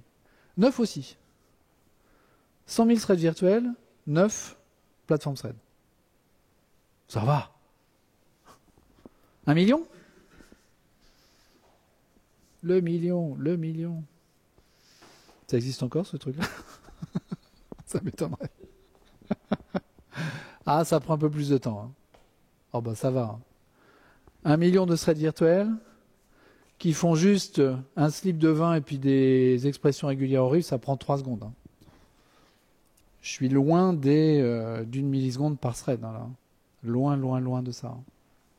Et il a toujours besoin de 9 plateformes thread. Ok. La conclusion, c'est qu'un thread virtuel, je ne peux pas dire c'est gratuit, parce que jamais rien n'est gratuit, mais c'est beaucoup moins coûteux à lancer qu'un thread plateforme. Et pour gérer 1 million de threads virtuels, qui attendent chacun 10 millisecondes, donc à peu près le temps qu'on attend sur un réseau, même un petit peu moins. Ces threads virtuels, ils sont assez occupés en fait, hein, ils font pas mal de choses. Bah, ça se lance avec 9 threads plateforme, donc sur une machine normale, ça se lance sans aucun problème. Et avec une surcharge qui est finalement vachement faible. Ok. Et bloquer un thread virtuel, parce que là je passe mon temps à les bloquer. Tous ces threads virtuels, la première chose que je fais, c'est que je les bloque. Combien ça coûte de bloquer un thread virtuel? Bah, ça coûte le prix de copier cette stack de la pile jusque vers la heap et puis de le ramener quand c'est prêt. Et ça, c'est jamais gratuit, bien sûr, mais c'est beaucoup, beaucoup moins coûteux que de bloquer un plateforme thread. On a un facteur 1000 entre les deux, à peu près. On a un facteur 1000 entre les deux. Ok. Donc, à quoi est-ce que ça peut bien servir de pooler des threads virtuels? Est-ce que ça vous arrive de pooler des entiers, par exemple? Bah non, parce que pooler un entier, c'est gratuit. Donc, on ne va pas pooler un truc qui est gratuit. Créer des pools de threads virtuels, ça ne sert à rien. C'est une bonne nouvelle, parce que des pools, il faut les gérer après. Hein. Alors, vous avez quand même dans Executors, je peux vous le montrer. Dans Executors, voilà, il y a une méthode qui s'appelle, je ne sais plus comment, voilà, New Virtual Thread Per Task Executor, qui est en fait un truc qui implémente Executor, et à chaque fois que ça reçoit une tâche, ça va créer un thread virtuel pour exécuter cette tâche. Mais ça poule rien du tout, dedans il n'y a rien. Et ça laisse mourir le thread virtuel. Ça ne sert à rien de chercher à récupérer un thread virtuel, hein, c'est inutile. On oublie ça. Ça, je vous montre ça parce que si vous avez une application qui fait de la concurrence et qui est construite sur un exécutor, bah, vous pouvez facilement dire, bah, plutôt que de la lancer sur un exécutor fixed machin ou cached bidule ou n'importe quoi, vous lui donnez ça comme exécutor à manger et d'un seul coup, votre application elle va fonctionner sur des threads virtuels et vous allez voir si ça améliore vos perfs, améliore votre mémoire, etc. Ça vous permet de... Disons que c'est un truc très facile à faire et qui va vous donner un résultat très rapidement. Les gens qui font Tomcat, qui font Netty, pas Netty, Jetty, c'est ce qu'ils ont fait. C'est la première chose qu'ils ont fait. Ok, ils ont regardé tout leur bench de performance de Tomcat sur les threads virtuels, juste en changeant l'exécutor qui avait au cœur de Tomcat ou de Jetty. Voilà, voilà. Et on va avoir des versions de Jetty construites sur les threads virtuels, a priori, assez rapidement. Alors, malheureusement, il y a quand même un petit revers à la médaille. Ok. Je vais vous montrer un autre exemple. La G100 thread, c'est toujours le même principe. Hein. C'est des threads unstarted. J'ai toujours mon truc où j'affiche mon thread. Et puis, alors là, le slip, je le fais dans un log synchronisé. Pardon, dans un bloc synchronisé. Ok. Synchronize log. Log, c'est un objet là-haut. D'accord. Et puis à chaque fois, je récupère le nom du worker qui exécute ce thread virtuel. Donc là, j'ai un thread qui bloque, mais qui bloque plus sur des IO, qui bloque sur des trucs synchronisés. C'est une autre façon de bloquer les threads, hein, qui est aussi problématique. Et je vais exécuter ce machin-là. Ok. Et là, qu'est-ce qui se passe?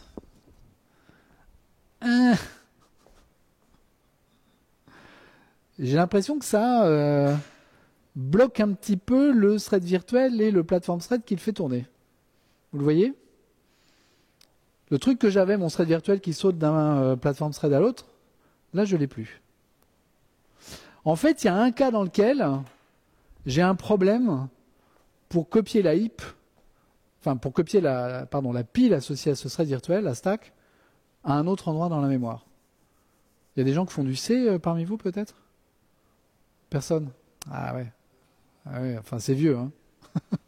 Peut-être dans cet amphi, il y a des gens avec qui on apprend le C encore. Ah, c'est utile le C. Hein. Vous savez qu'en C, quand vous êtes dans une fonction, il y a les fonctions en C, hein, c'est pas des méthodes, c'est des fonctions, c'est pareil. Enfin non, mais bon, peu importe. On peut faire des variables locales dans les méthodes en C. Et on peut récupérer l'adresse de ces variables locales. Vous vous rappelez de ça? C'est le signe et commercial devant une variable. Ça, c'est une adresse. C'est l'adresse d'un entier. Ça me dit où est-ce que mon entier il est enregistré en mémoire. Sauf que cet entier, il est sur la pile. Ok? Donc dans C, je peux récupérer une adresse sur la pile. Qu'est-ce qui se passe si je prends la pile, je la mets ailleurs, et je la ramène à un autre endroit? Qu'est-ce qui va lui arriver à cette adresse, à votre avis? Cordum, oui, exactement. Segmentation fault. À mon avis, la pile, ça va pas bien se passer. Hein. Et le problème, c'est qu'en Java, d'ailleurs, je vous en ai montré un appel natif en Java. En Java, vous pouvez appeler du code C. Donc dans votre pile, vous pouvez avoir des bouts de C dedans. Et dans ces bouts de C, vous pouvez avoir des adresses sur la pile, parce que le C, il peut faire ça. Et c'est quasiment ce qui se passe quand je fais des blocs synchronisés. Loom, il est capable de détecter ça, et quand il voit qu'il y a du C dans la pile, il se dit, bah peut-être que ce morceau de pile, je ne vais pas y toucher, histoire que le programme il continue à fonctionner à peu près normalement. Et ça, c'est un mécanisme qui s'appelle, en fait, il épingle le thread virtuel sur son thread plateforme quand il détecte ça. Donc il pin, c'est to pin en anglais, c'est épingler. Hein. Donc il va épingler le thread virtuel sur le thread plateforme. Et maintenant, le thread virtuel, il ne peut plus bouger du thread plateforme. Et donc bloquer un thread virtuel, ça va vouloir dire que je bloque aussi le thread plateforme que j'ai en dessous. Et donc là, je retombe sur les performances d'avant, qui étaient que je bloquais des threads plateforme parce que je n'avais pas les threads virtuels. Ok. Alors au niveau du JDK, il y a plein d'endroits où il y avait des appels natifs. Ces appels natifs ont été éliminés et remplacés par les appels Java. Il y a du travail actuellement sur le bloc synchronisé pour éviter qu'il y ait... Alors il n'y a pas d'appel natif sur le bloc synchronisé, mais en fait, pour pouvoir enregistrer tous les threads qui sont en attente à l'entrée de ce bloc synchronisé, il y a un tableau qui est réservé, et il est réservé en C, ce tableau. Donc c'est les adresses qu'il faut pas toucher, auxquelles il ne faut pas toucher. Ce tableau, c'est ce truc-là. Donc ça, il y a du travail, il y a un travail qui a lieu en ce moment pour réorganiser ça. En plus, c'est un vieux machin qui est probablement pas très performant, donc ce sera une bonne chose de le revisiter. Il y en a pour quelque temps, mais en attendant, ce que je peux utiliser, c'est le lock de tout à l'heure, hein, le lock de Java 5. Lui, il n'y a pas de problème. Le lock de Java 5, il ne fait pas ça. Là, je vous ai écrit le même code que précédemment, mais au lieu d'avoir des synchronized, c'est des lock, try lock, unlock. Ok. Et donc, si j'exécute ce machin-là, si j'exécute ce truc-là, plutôt que l'autre, alors là, il ne saute pas beaucoup d'un thread à l'autre, mais il saute quand même un peu d'un thread à l'autre. Vous voyez que là, je fais de la synchronisation sans épingler mon thread virtuel sur mon thread plateforme. Donc, j'ai une solution de contournement, pour l'instant, en attendant d'avoir le refactoring du bloc synchronisé. Ok. Alors ça veut dire que si vous-même dans votre code, vous avez des appels qui sont susceptibles d'épingler des threads virtuels sur leur thread plateforme, vous allez perdre des performances par rapport à ce que vous pourriez gagner avec les threads virtuels. Maintenant, il faut regarder les choses d'un petit peu plus près. Parce que si dans ce bloc synchronisé, vous faites que des opérations en mémoire, ça veut dire que vous n'avez pas bloqué pendant très longtemps. Et donc ça, c'est pas grave. Cette opération d'épinglage, le fait d'épingler un thread virtuel, ça ne dure que le temps que vous êtes dans le thread, que dans le bloc synchronisé. Là, j'ai mis un slip dedans, hein. Je fais exprès pour que ça prenne du temps. Mais si vous avez dedans une opération qui est, je sais pas, l'incrémentation d'une variable ou un ajout d'un truc dans une liste, quelque chose qui ne sort pas de la mémoire, là, vous allez avoir quelque chose qui en fait, qui va pas avoir d'impact sur votre application. Parce que cet épinglage, il va durer très peu de temps. Donc c'est pas forcément quelque chose de grave, mais c'est quelque chose qui mérite d'être connu et qui a été traité au niveau du JDK. Il y a un refactoring de la classe méthode dans JDK, par exemple. On vous a dit, la classe méthode, maintenant, elle est construite sur les méthodes handle, et puis on a gagné quelques perfs, ce qui est très bien, ce qui est vrai et ce qui est très bien, et alors qu'avant, elle était construite sur autre chose. Et cette autre chose, c'était les appels natifs. Donc ça a été refactoré précisément pour éviter de se retrouver dans ce genre de situation. Voilà. Est-ce que j'ai d'autres choses à vous raconter sur les threads virtuels? Non, le reste c'est junk, ça vous voulez pas savoir ce qu'il y a là-dedans. Voilà, voilà. Ça, c'est ce que je voulais vous raconter sur les threads virtuels. Les threads virtuels, c'est une espèce de révolution dans la plateforme Java, et c'est quelque chose que vous n'avez pas dans les autres langages. Donc les autres langages de la JVM vont, j'espère pour eux, exploiter cette nouvelle capacité de la JVM, et ça va être super. Mais le premier impact, c'est que ça va nous permettre de revoir également le modèle de programmation concurrente. Ouais. Vous avez des questions déjà sur cette partie-là? Non? C'est bon? Ouais.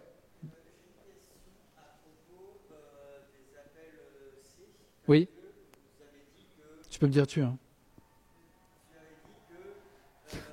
Faites derrière.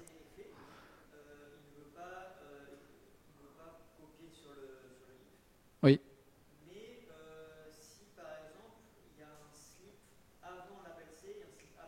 Oui. Ce qui l'empêche de copier sur le heap, c'est que tu aies des bouts de C dans la pile. Donc si tu n'as pas de bout de C dans la pile, parce que l'appel C, tu ne l'as pas encore fait, ou que tu l'as déjà fait, que tu en es revenu, à ce moment-là, il n'y a pas de problème.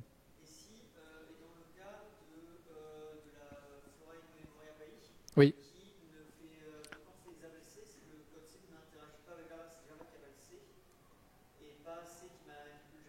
Bah oui, mais c'est pareil, au moment où tu exécutes le code C, tu as du C dans la pile. Donc si ce C est bloquant, là c'est mort. Après avec Panama, c'est pas certain que tu continues à avoir encore des appels C dans ce truc-là.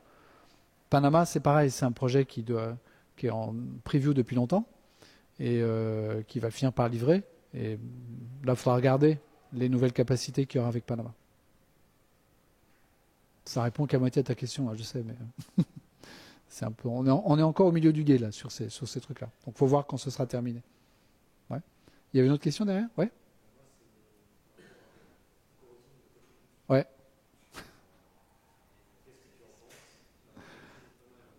Moi, je suis pas un développeur Kotlin, donc je peux difficilement t'en parler, mais c'est surtout la deuxième partie qui va t'intéresser. Les coroutines de Kotlin, c'est juste une façon de faire du multithreading avec une syntaxe meilleure, enfin disons différente. J'espère meilleure pour les gens, mais voilà. Oui.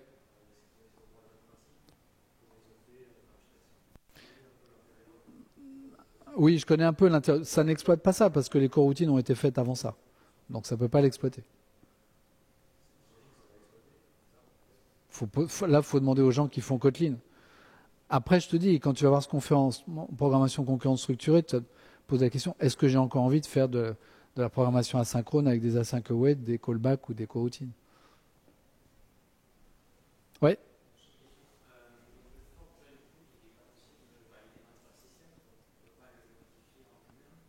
Ce fork join pool là, non.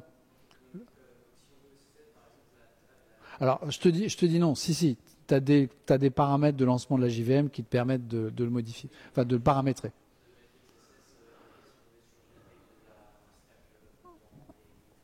Ouais, tu peux faire ça, ouais.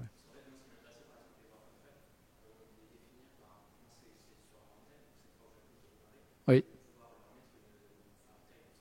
Normalement, tout ça, tu peux le faire. Tout ça, tu peux le faire. Oui.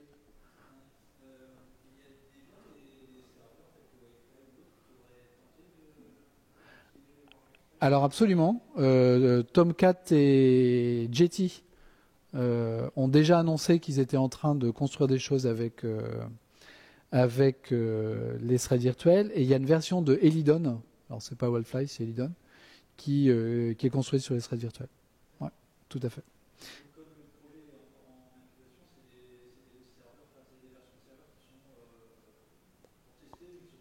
Absolument, oui. Je pense que, enfin, tout ça, c'est les projets open source. Et je pense que les gens, ils sont en train d'évaluer la bonne façon pour eux d'utiliser ce genre de fonctionnalités. Ils trouvent les fonctionnalités prometteuses, ils ont envie d'essayer. Après, il y a du travail. Hein, c'est pas. Écoute, il y a quelques années, lors d'une keynote à Java One, c'est Mark Reinold qui a montré les gains en performance juste en changeant l'exécuteur service de Jetty avec un exécuteur service Loom et les gains en performance. Enfin, pour voir le truc, il fallait zoomer son graphe, quoi, tu vois, parce que la, la- comment dire, le temps de traitement de chaque requête était devenu tellement bas que par rapport au temps de traitement normal, avec beaucoup de requêtes, qu'il fallait zoomer, enfin, il fallait mettre le graphe sur une échelle log pour le voir, quoi. Là, le gain, il était colossal. Alors après, c'est une version de Loom qui a quelques années, donc il faut revoir ce que ça donne maintenant. Mais voilà. Ouais. Bah, les gains qu'on peut en attendre oui, sont importants. Ouais. Absolument. Ouais, ouais. Et puis ensuite, je reviens à toi. Oui.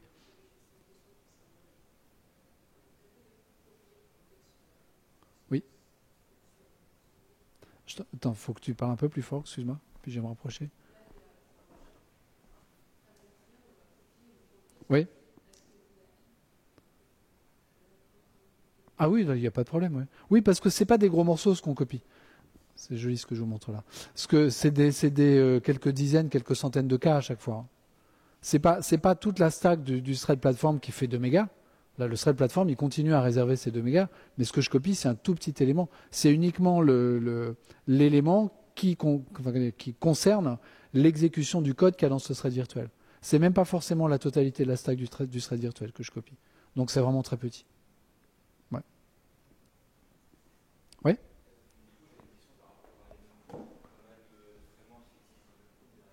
L'event pool. D'accord. Ok. Oui, oui, oui, oui. Ouais. C'est une mauvaise nouvelle.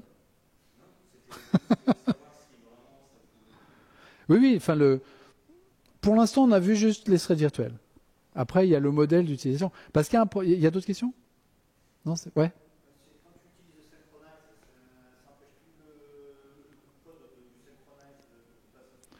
Ouais.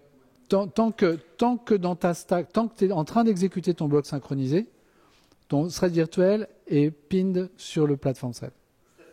C'est ça, voilà. Exactement. Au moment où tu rentres, voilà. Donc si tu restes, si c'est juste, c'est ce que je te dis, si c'est juste du traitement mémoire, s'il reste 30 nanosecondes, dans tes perfs, ça se verra pas. Hein. Par contre, si tu as un I/O et que tu attends 100 millisecondes des données qui arrivent, bah oui, là, ça va se voir. Exactement.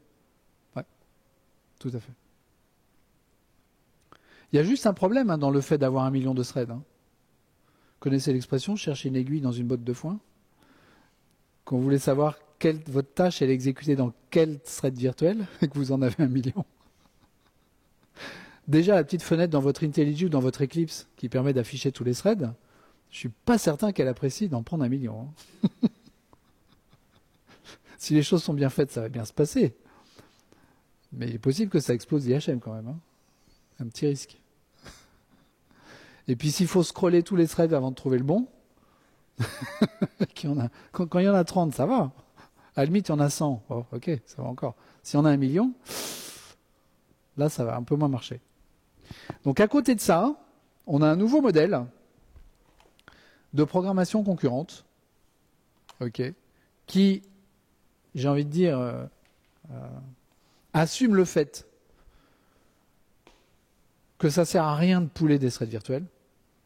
Si j'ai une tâche à exécuter dans un thread virtuel, je crée le thread virtuel. Une fois que la tâche a terminé, je le laisse mourir parce que ça coûte pas cher de créer et de bloquer un thread virtuel. Et ça, c'est la programmation concurrente. Alors, je vais vous en montrer un petit bout. Je vais pas tout vous montrer parce que sinon on y est un peu tard. Ok. J'ai implémenté un truc comme ça. Ok. J'ai un site web à créer qui vend des voyages et donc j'ai une page qui présente mon voyage. Alors, sur ce voyage, j'ai deux informations. Ce qu'on appelle le prix du voyage, donc un devis, quoi, en quelque sorte, quotation. Et puis j'ai la météo parce que j'ai envie de dire à cette personne qui veut partir, je sais pas où, à Bordeaux. Et en ce moment, il fait super beau à Bordeaux. Faut aller visiter Bordeaux. Ou faut aller visiter, je sais pas quoi. Et donc ça, c'est le use case que j'ai envie de créer. Est-ce que ça va marcher si je fais ça? Ben ouais, ça marche. Ça, c'est le code que je vais écrire avec Computable Future pour implémenter ce machin-là. Ok, je suis désolé, il y a du rouge parce que c'est le correcteur orthographique. Mais ça, c'est le code du Computable Future.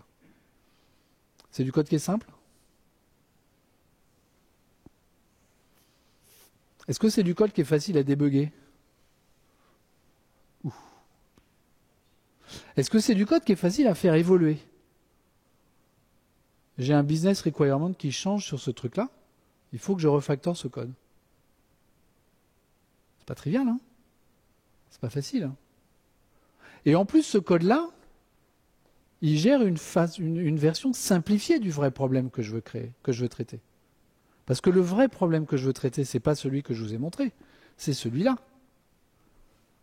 Je veux pouvoir interroger plusieurs serveurs qui vendent des voyages en même temps, récupérer pour une destination donnée le voyage le moins cher. Donc j'ai un petit traitement. Et tout ça, je vais le faire en asynchrone, je vais le faire dans différents threads. Et puis le weather, là, je me fiche d'avoir, je vais interroger plusieurs serveurs météo, mais c'est le premier qui répond qui a gagné. Et les autres, je les laisse tomber. D'accord? Tout ça, c'est pas implémenté dans le code précédent. Hein. Je pense que c'est faisable, mais je pense que le code, j'ai pas essayé de le faire. Hein. Je pense que le code, il va être un petit peu velu, disons. Comment est-ce qu'on peut faire ça avec la programmation concurrente structurée? Ça va être vachement plus simple. Et je vais vous le montrer. Je ne vais pas tout vous montrer, mais je vais vous montrer la plupart du truc, principalement. Là, j'ai juste, alors vous oubliez process handle, ça c'est pour avoir le thread dump. Je pourrais vous le montrer si ça vous intéresse. Je vais aller chercher ma travel page qui est là. Ma travel page, c'est un record, hein, parce que je fais du Java 19, que 19 c'est plus grand que 17. Et donc je fais des records, parce que j'aime bien les records. Voilà. Record, c'est juste ça. Hein. Ça, c'est un record. Tout le monde sait ce que c'est qu'un record? Génial. Donc j'ai juste une méthode factory là. Et puis dans cette méthode factory, j'ai deux appels. Un appel à read quotation et un appel à read weather. Read weather, ça me fait juste read from. Et puis j'ai un peu préparé le code. Là, je me dis, OK, je suis en train d'interroger 3 serveurs de météo. D'accord? Et puis vous voyez, j'ai un thread.sleep avec un truc random qui va créer une latence aléatoire avant de retourner le temps qu'il fait. Il fait toujours beau. Donc ça, c'est pratique. Et puis ça m'intéresse, moi, pour mes clients. D'accord? Mais par contre, je ne sais pas lequel de ces serveurs va répondre en premier.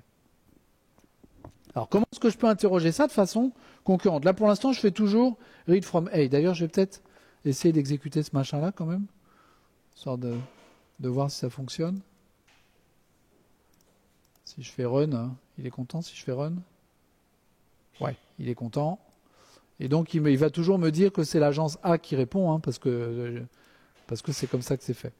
Alors, je vais aller là-dessus. La programmation concurrente structurée, ça fonctionne avec un objet que je vais appeler scope. Et la classe, c'est structured task scope. Et je vais soumettre des tâches à cet objet scope qui me retourne des objets de type weather. Donc, il faut que je le paramètre avec weather.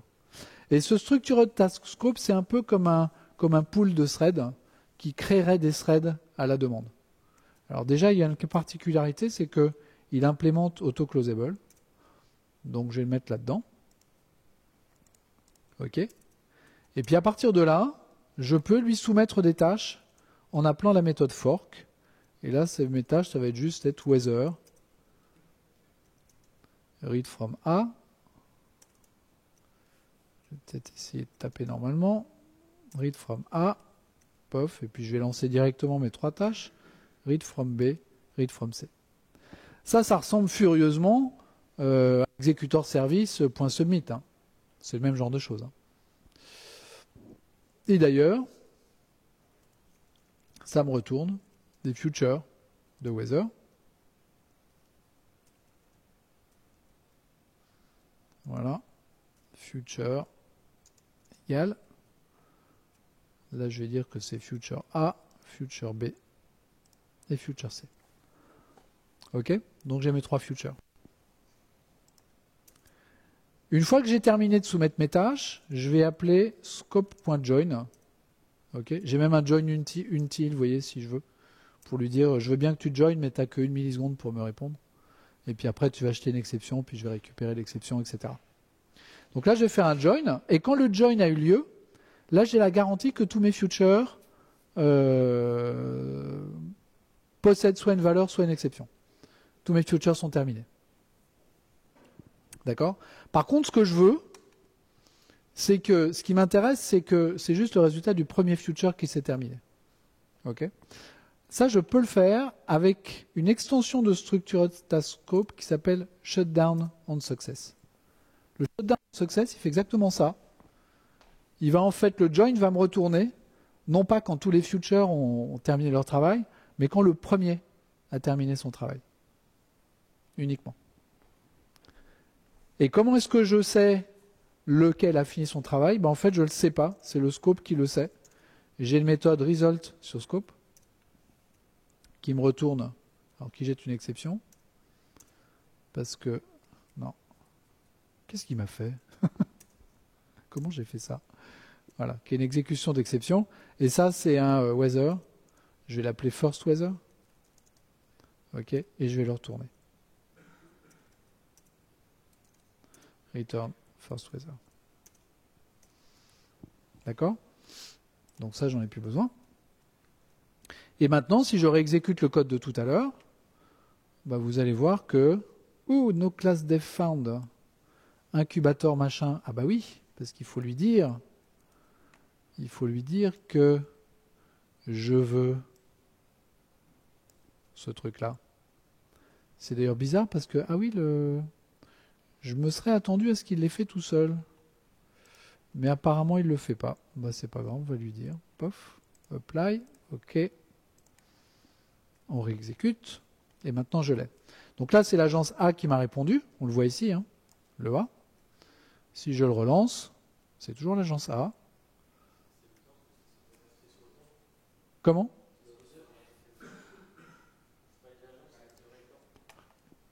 Merci. Donc là, c'est C. En plus, j'ai été long à comprendre, vous avez remarqué. Là, c'est B, donc ça change bien. Ok. D'accord? Weather. Alors, ce que je peux faire aussi sur ce truc-là, comment je vais faire? Je vais faire comme ça. Je vais afficher l'état de future A, C, voilà, très bien. Et de A, de B, et là de A et de B. Ok. Et là, si j'exécute mon code, ah pardon, je vais pas le faire comme ça. J'ai une méthode state maintenant sur future qui a été ajoutée avec Loom et qui me permet de connaître l'état de ce future. Vous voyez que j'en ai deux qui sont en succès, un qui a échoué. Là, j'en ai un en succès, un qui a échoué. C'est A qui est en succès et c'est l'agence WA qui a répondu. Donc ça veut dire qu'automatiquement, ce scope, ce qu'il fait, c'est que dès qu'il y a un future qui répond, il interrompt les autres virtual threads et me retourne le résultat de ce future. Voilà, c'est ce qu'il fait. En fait, ça, là, ce machin-là, j'en ai pas besoin. Hein. Tout ça, j'en ai pas besoin. Hein. Ça, c'était juste pour vous montrer. Hein. Mais ça, la réalité du truc, c'est ça. D'accord? Ça, c'est un code qui est super simple. C'est pas des callbacks. Ok? Si je veux rajouter des serveurs de météo, eh ben, j'ai juste besoin de rajouter des forks et le code qui est là, lui, il va pas changer. Si je veux écrire un test unitaire pour tester ce code-là, c'est super facile parce que ce code-là, il est exécuté dans un seul thread. La difficulté de tester unitairement des callbacks, c'est qu'il y a plein de threads qui se baladent et que si je veux pas de race condition dans mes assertions et dans ces trucs-là, il faut que je positionne des objets qui récupèrent les valeurs et les transferts de threads de façon sécurisée. Mais là, j'ai pas besoin de le faire, tout se passe dans le même thread. Ok? Donc là, je fais de la programmation asynchrone, mais c'est ça le code. C'est plus simple ou c'est moins simple que le callback de tout à l'heure? On va le faire pour quotation. Parce que pour quotation, les choses sont un petit... Il est où quotation? Il n'est pas là, je n'ai pas ouvert. Pof, voilà. Quotation, c'est le même topo. Hein. J'ai 3 serveurs de quotation, A, B et C, qui attendent un temps aléatoire, exactement comme pour le weather. Donc là, je simule le fait que je fais un appel sur le web qui va prendre un certain temps, et ce temps varie. Mais là, je suis plus intéressé. Ce qui m'intéresse, c'est pas le premier à répondre, c'est celui qui répond le mieux. Donc là, je suis en train de faire un traitement MapReduce sur le truc, avec un min. C'est ce que je fais. Hein. MapReduce, je vous renvoie à la présentation que j'ai faite il y a 8 ans, c'est les streams. Je plaisante. Ok. Et ça me retourne également un prix aléatoire. Donc j'ai 2 aléatoires, ça me répond au bout d'un certain temps, et un prix aléatoire. Comment est-ce que je vais pouvoir gérer ça? Ben là, malheureusement, je n'ai pas de scope qui me permette de faire ça directement. Mais c'est pas très grave, parce que ce que je vais faire, je vais me créer un scope quand même. Je vais toujours l'appeler En fait, je vais me créer mon propre scope. Vous savez quoi? Je vais me créer mon propre scope. Je vais le faire directement. Voilà. Je vais me créer un scope à moi qui s'appelle Quotation Scope. Je vais créer la classe. Je vais la mettre là. Voilà. Public classe Quotation Scope. Ok, pas public. Public. Pof. Et je vais dire que cette classe, elle étend ma classe structurée de task scope de tout à l'heure, mais cette fois-ci pas de weather, de quotation. Ok. Donc maintenant, pourquoi tu n'es pas content? Parce que ça, il faut que ce soit statique. Voilà. Maintenant, tu es content. Et là, je vais te mettre, comme c'est toujours un truc qui est dans un try with resource, enfin, qui est auto-closable, je vais le mettre dans un try with resource. Et ce que je voudrais vraiment faire, c'est la chose suivante. Je veux continuer à faire des scopes.fork de quotation, read quotation from A, B et C. Ok. Je vais faire un scope.join parce que ça, c'est le pattern de base de l'utilisation de mon scope. Mais ce que je voudrais faire à la fin, là, je pourrais aller chercher les futures de ces objets-là. Ok. Ça, c'est pas un problème. Et puis faire des get sur ces futures. Une fois que j'ai fait mon join, je sais que le get va me rendre la main tout de suite. Parce que le join, ça veut dire que tous les futures ont terminé leur boulot. Enfin, toutes mes tâches ont terminé leur boulot. Donc, je récupère le contenu de ces futures. Et puis là, je fais mon min sur les trucs. Mais je peux faire vachement mieux que ça. Je peux m'inspirer du pattern que j'ai ici. Le pattern que j'ai là avec le scope.result, il est vachement pratique. Toute ma logique métier, elle est dans le scope. Et moi, je m'intéresse juste à, tiens, je t'envoie les trucs, donne-moi le résultat. Là, je peux faire la même chose. Je peux faire scope.bestQuotation. Ok. Ça, c'est un objet quotation. BestQuotation. Ok. Et je vais juste retourner ça. Voilà. Et ça, c'est juste ce que je veux faire. Alors maintenant, cette méthode BestQuotation, comme c'est ma classe, je vais pouvoir la mettre. Puis je vais dire return nul. Donc bon, moi, ça compile. Ok. Alors maintenant, quand je suis là-dedans, comment est-ce que je peux faire pour récupérer les résultats de mes futures? Alors là, il faut connaître un peu l'API, mais c'est en fait assez simple. J'ai une méthode à surcharger qui s'appelle handleComplete, qui est en fait un callback sur la complétion de mon future. Dès qu'une tâche a terminé son boulot, le scope, là, le structured task scope, va appeler handleComplete avec ce future. Et je sais que ce future, il a fini de faire son travail. Peut-être il y a une exception dedans, mais il a fini de faire son travail quand même. Okay, je vais déborder un petit peu, mais pas beaucoup. 5 minutes. Oh, peut-être 10. T'as déjà invité Rémi? Oh, donc t'es habitué alors. Rémi, il déborde d'une demi-heure.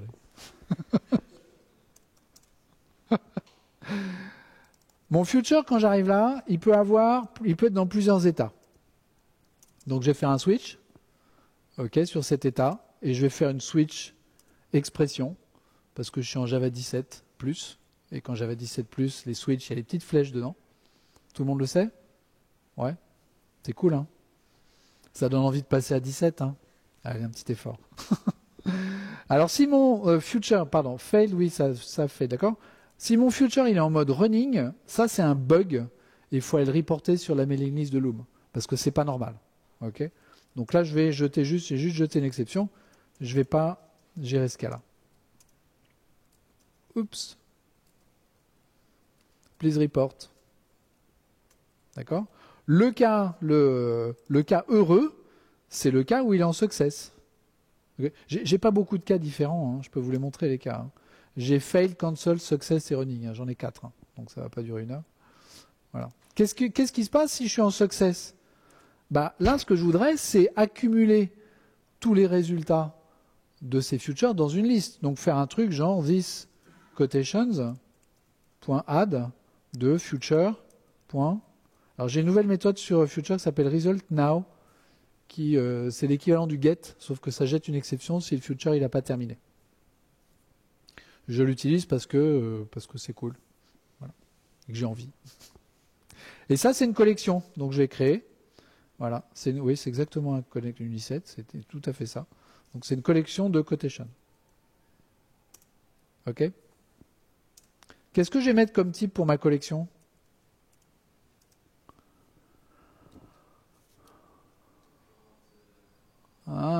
faut qu'elle soit peut-être un petit peu concurrente, cette collection. Il y a une information que je ne vous ai pas donnée, c'est que handle complete, il est appelé dans le thread virtuel qui a exécuté le future. Ce qui permet de ne pas avoir de race condition quand on fait le result now. Ça, c'est pratique. Mais si je veux sauvegarder le résultat de future, je suis dans un thread, et là, et je vais être dans 4 threads différents, si j'en ai 4, et je vais attaquer la même collection. Donc cette collection, il faut qu'elle soit concurrente. Tout le monde le voit? Tout le monde est d'accord? Ouais. Concurrente, linked, queue, ouais. Parfait, impeccable. Ça vous va? On s'en fiche. Faut qu'elle soit concurrente. Évitez vector, s'il vous plaît. Ok, donc là, je vais faire ça. C'est pas tout à fait tout. Parce que mon quotation scope, il est créé ici. Donc cette collection, elle est créée, ce new là, il est exécuté dans le thread qui exécute read quotation. Et je suis en train de lire quotation dans un autre thread. Donc j'ai 2 race conditions. J'en ai une sur le contenu de la collection et sur la référence vers la collection aussi. Donc si je laisse mon code comme ça, il est buggé. J'ai une race condition qui n'est pas gérée. Il y a 2 façons de le débugger. Soit je le mets volatile. Ok. Soit si je mets final, ça règle le problème aussi. Et final, ça suffit. Final, ça suffit. Ok. Case failed. Là, j'ai une exception. J'ai peut-être envie de la garder, l'exception, non? Qu'est-ce que vous en pensez? This exception.add future.exception now. On va aligner les choses. Pof. Et ça, c'est pareil. C'est tout à fait ça. C'est une collection de throwable. Pourquoi throwable? Parce que ce machin-là, ça jette un throwable. Montre-moi. Voilà, ça jette un throwable. Donc j'ai besoin d'un throwable. Et ça, pareil, même raison. Je vais mettre une new concurrente machin et je vais dire que c'est final. Ok? Et puis j'ai encore un dernier cas à gérer qui est le cas cancelled. Alors ça, cancelled, ça veut dire que cette tâche, elle n'a pas eu le temps de s'exécuter. Que le scope, il a pris un shutdown avant la fin, ou que le thread, il a été interrompu avant que ça puisse se faire. Là, je vais rien faire. Parce que dans mon future, j'ai rien en fait. Dans mon future, j'ai rien. Ok? Et là, c'est tout. Avec ça, je gère les 4 états du future que je peux avoir. De quoi j'ai besoin maintenant? J'ai besoin d'un truc pour gérer ce machin-là. Voilà. Bah ça, c'est super facile. This quotations.stream.min de comparator comparing quotation. Et c'est presque ça. Là, ça compile presque. Or else throw. Faut plus appeler get sur l'optional. Faut appeler or else throw pour se rappeler que s'il n'y a rien dedans, ça va jeter une exception. Un get qui jette une exception, c'est un peu zarbi en termes de pattern. Donc maintenant, c'est ça qu'il faut jeter. C'est pareil. Si vous avez fait get, c'est pareil. Par contre, là, j'ai quand même la possibilité d'avoir un optional qui est vide. Là. À quelles conditions il est vide, cet optional? Eh ouais, c'est si ce machin-là, il n'a jamais été appelé. Mais si ce truc-là, il n'a jamais été appelé, c'est peut-être parce que ce truc-là, il a tout le temps été appelé. C'est le principe des vases communicants. Si j'ai pas de résultat, c'est que je vais avoir des exceptions. Donc peut-être il faut que je fasse quelque chose. Je vais me créer une méthode public. Je pourrais faire une quotation exception, mais je vais juste faire exception. Exception. Ok. Et je vais utiliser le mécanisme des suppressed exceptions. Vous connaissez ce mécanisme-là? C'est un mécanisme Java 7, c'est vachement bien. Je vais me créer une exception. Voilà, égale new exception. Voilà. Ça, c'est mon exception mère, j'ai envie de dire. Et dans cette exception, je vais rajouter tout un tas d'exceptions à l'intérieur. Ce que je vais faire, c'est que je vais aller chercher toutes les exceptions qu'il y a là-dedans. Ok. Je vais faire un for. Voilà. Et je vais faire exception.add suppressed de throwable. Et je vais retourner ça.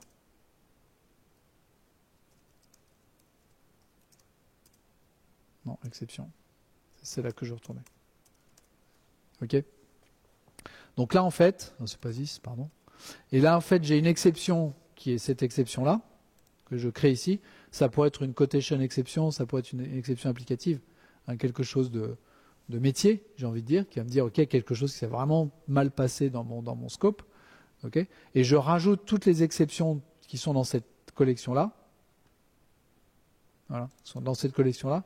Je les rajoute en tant que suppressed exception de cette exception. Quand je vais jeter cette exception-là, je vais avoir la stack trace de cette exception, plus toutes les stack traces de toutes les exceptions supprimées que j'y ai rajoutées. Ok. Ça, c'est vachement bien. Hein. Et en plus, je peux l'écrire différemment. Plutôt que de faire une petite boucle horrible, je peux le faire avec un pattern comme ça.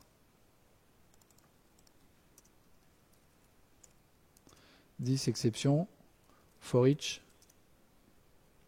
Vous aimez bien les méthodes références? Voilà. Ça, c'est la même chose. Ça fait pareil. C'est du Java 8, tout le monde connaît Java 8. Toi-même, tu l'as dit tout à l'heure. Ok. Et en fait, cette méthode-là, alors maintenant que j'ai cette méthode, là, je peux récupérer toutes les exceptions. Lui, je peux lui passer un supplier qui crée des exceptions. Voilà. Pourquoi il n'est pas content? C'est quoi ce truc-là? C'est pas un supplier que tu peux prendre? Comment?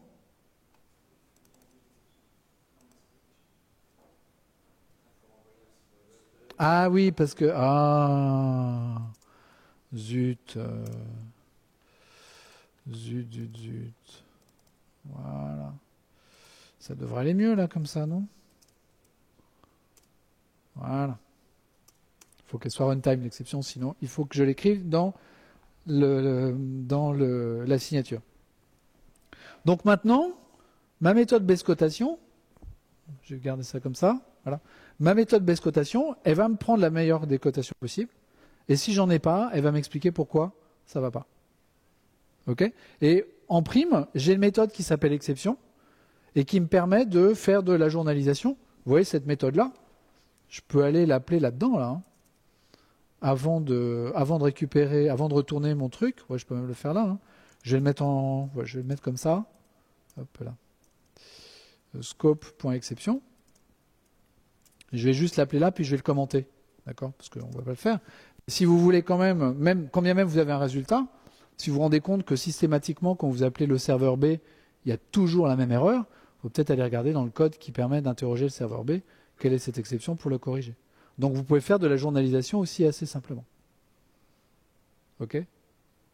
Et ça, c'est tout ce dont j'ai besoin. Et une fois que j'ai écrit ça, et que j'ai corrigé l'erreur de compilation qui est à la fin, parce que j'ai pas fait attention et que j'ai laissé le vieux truc, voilà, une fois que j'ai fait tout ça, si je veux interroger plus de serveurs, j'ai juste besoin de multiplier les appels à fork.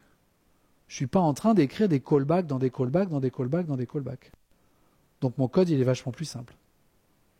Écrire des tests unitaires sur ce code-là, c'est vachement facile. Pourquoi c'est facile? Parce que tout se passe dans le même thread. Ok? Et ici, qu'est-ce que je suis en train de faire? Je suis juste en train de dire, j'interroge tous ces serveurs de façon asynchrone, et je veux récupérer le résultat, et je ne dis pas comment je veux le récupérer, je dis juste, c'est la meilleure des cotations que je veux. Donc quand je lis ce code-là, je comprends tout de suite ce qu'il fait. Ok? Après, quand je vais regarder le code de base quotation, bah, c'est juste du code monothread, super simple, que je peux tester unitairement, séparément aussi. C'est une classe publique, c'est une méthode publique. Je peux écrire un test unitaire de façon triviale sur ce truc-là, en mettant ce qu'il faut dans ma collection. Ok? Le traitement de chacun de mes futures,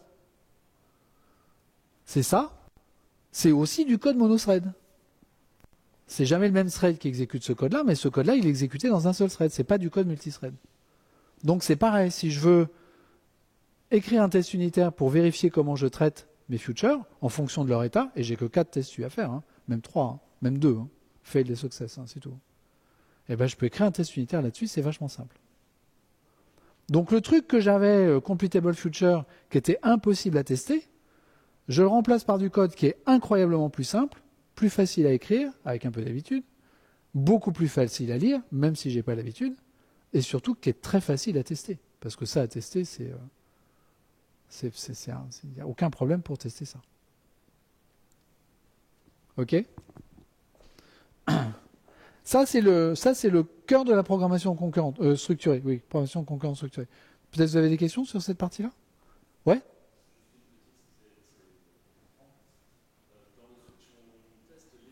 Oui.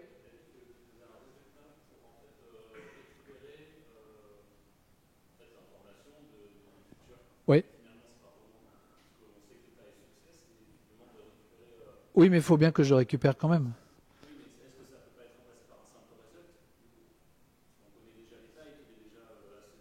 Non, tu as deux méthodes pour récupérer le truc, sont get et result now. Il n'y a pas de méthode result sur future. Si tu peux appeler get, c'est pareil. Get, il va pas bloquer puisque tu as le résultat. Result now, c'est juste que si jamais tu appelles result now, c'est pareil. Si jamais tu appelles result now alors que le future n'est pas terminé, là, ça va te jeter une exception. Ouais. Ouais. Ouais. Ouais.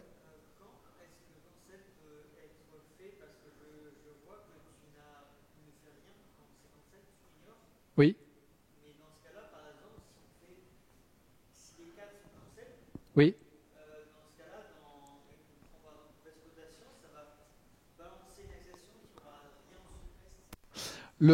Non, parce que si tu fais le cancel, il est jeté. Si jamais quelqu'un fait un shutdown sur le scope avant qu'il ait eu le temps d'exécuter les tâches que tu lui as données. Ok. Donc le result, il n'y aura pas de join, il n'y aura pas de result. Là, donc là, c'est dans ce cas-là. Ouais, je prends la tienne juste après. Oui. Oui.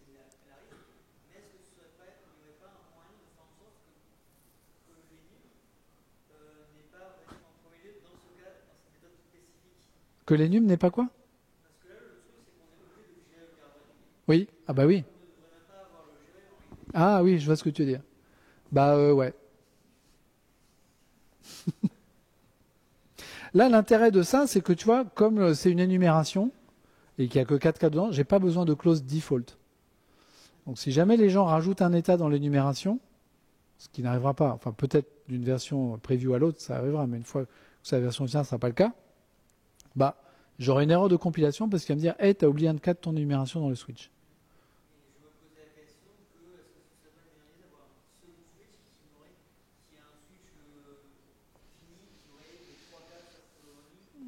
Ouais, je suis d'accord, ce serait, ouais, je suis d'accord, ce serait bien, ouais. Ouais. Ou une autre. Ah, ça compliquerait un peu les choses. C'est peut-être une affaire de compromis quand même à mettre ici. Mais je suis d'accord avec toi que là, quand tu crées ce switch, là, tu peux aller faire du copier-coller sur le switch de ton voisin et récupérer ce case running parce que ce sera toujours le même.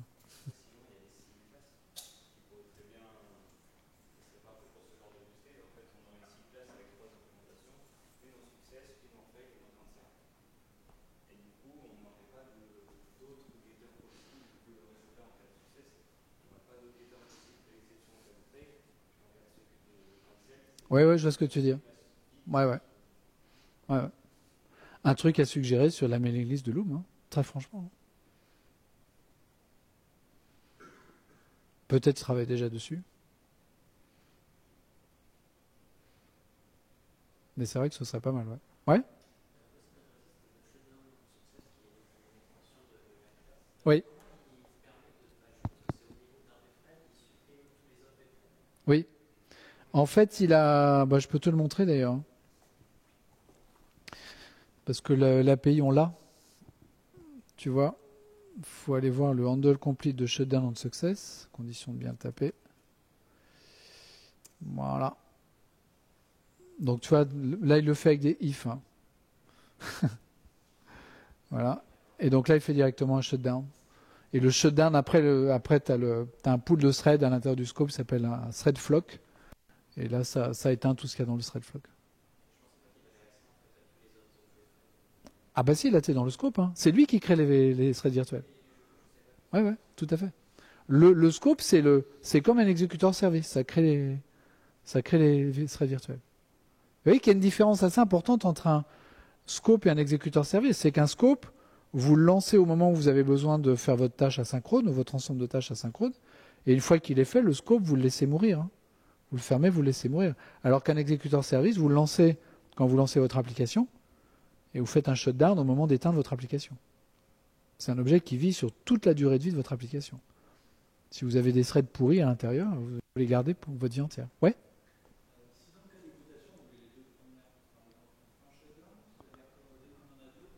Oui, tout à fait. C'est assez facile. Hein. Pourquoi tu compiles plus, toi? Voilà. C'est assez facile. Tu peux très bien là-dedans, tu vois, tu es en success, au moment où tu fais ton add, tu testes le nombre d'éléments qu'il y a dans ta quotation. Si tu en as 2, 3, 4, shutdown, boum, et terminé. Et le shutdown, ça éteint, non seulement ça éteint le scope dans lequel tu es, donc ça interrompt tous les threads automatiquement, mais en plus, si jamais tu as des tâches qui ont lancé elles-mêmes d'autres scopes, tu vois, le read quotation, il pourrait lui-même lancer un autre scope, ça va cascader cette extension sur tous les scopes qui ont été générés par celui-là.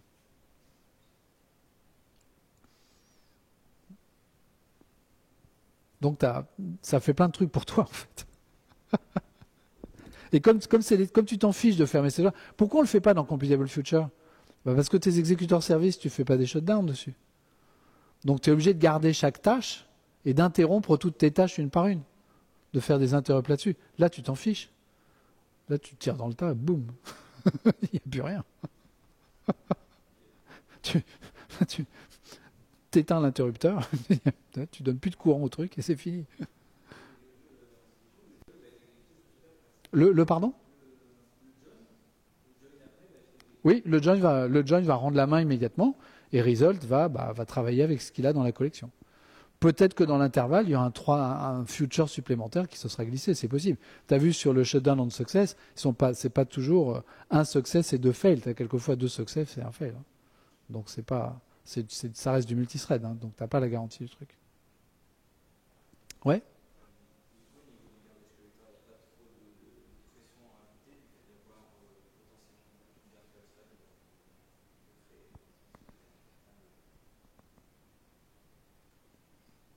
Pas que je sache. Pas que je sache. Ouais, bien sûr.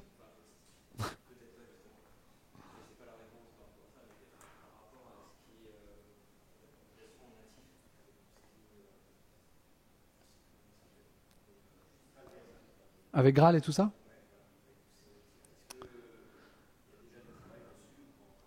Alors, est-ce qu'il y a du travail dessus? Ça, je ne peux pas répondre à la question, parce que moi, je ne travaille pas avec les gens de Graal, donc je ne sais pas.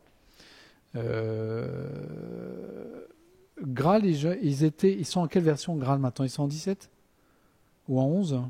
Mais je sais qu'ils sont un petit peu derrière par rapport aux versions de Java. Donc de toute façon, tant qu'ils ne supportent pas... Enfin, je crois qu'ils sont en 17. Je crois qu'ils sont passés de 8 à 17 directement, quelque chose comme ça. Parce ils ont... Enfin, ils ont mis pas mal de temps à quitter la 8, quoi, enfin, pouvoir décoller de la 8. Mais de toute façon, je vois mal Graal supporter de façon définitive un truc qui est une preview en fait. Je sais, honnêtement, je sais même pas. Ça, c'est intéressant, ça, comme question. Honnêtement, je sais pas. Je sais pas comment Graal gère les fonctionnalités en preview de la 17, par exemple. Ça, je sais pas. Ça, je sais pas.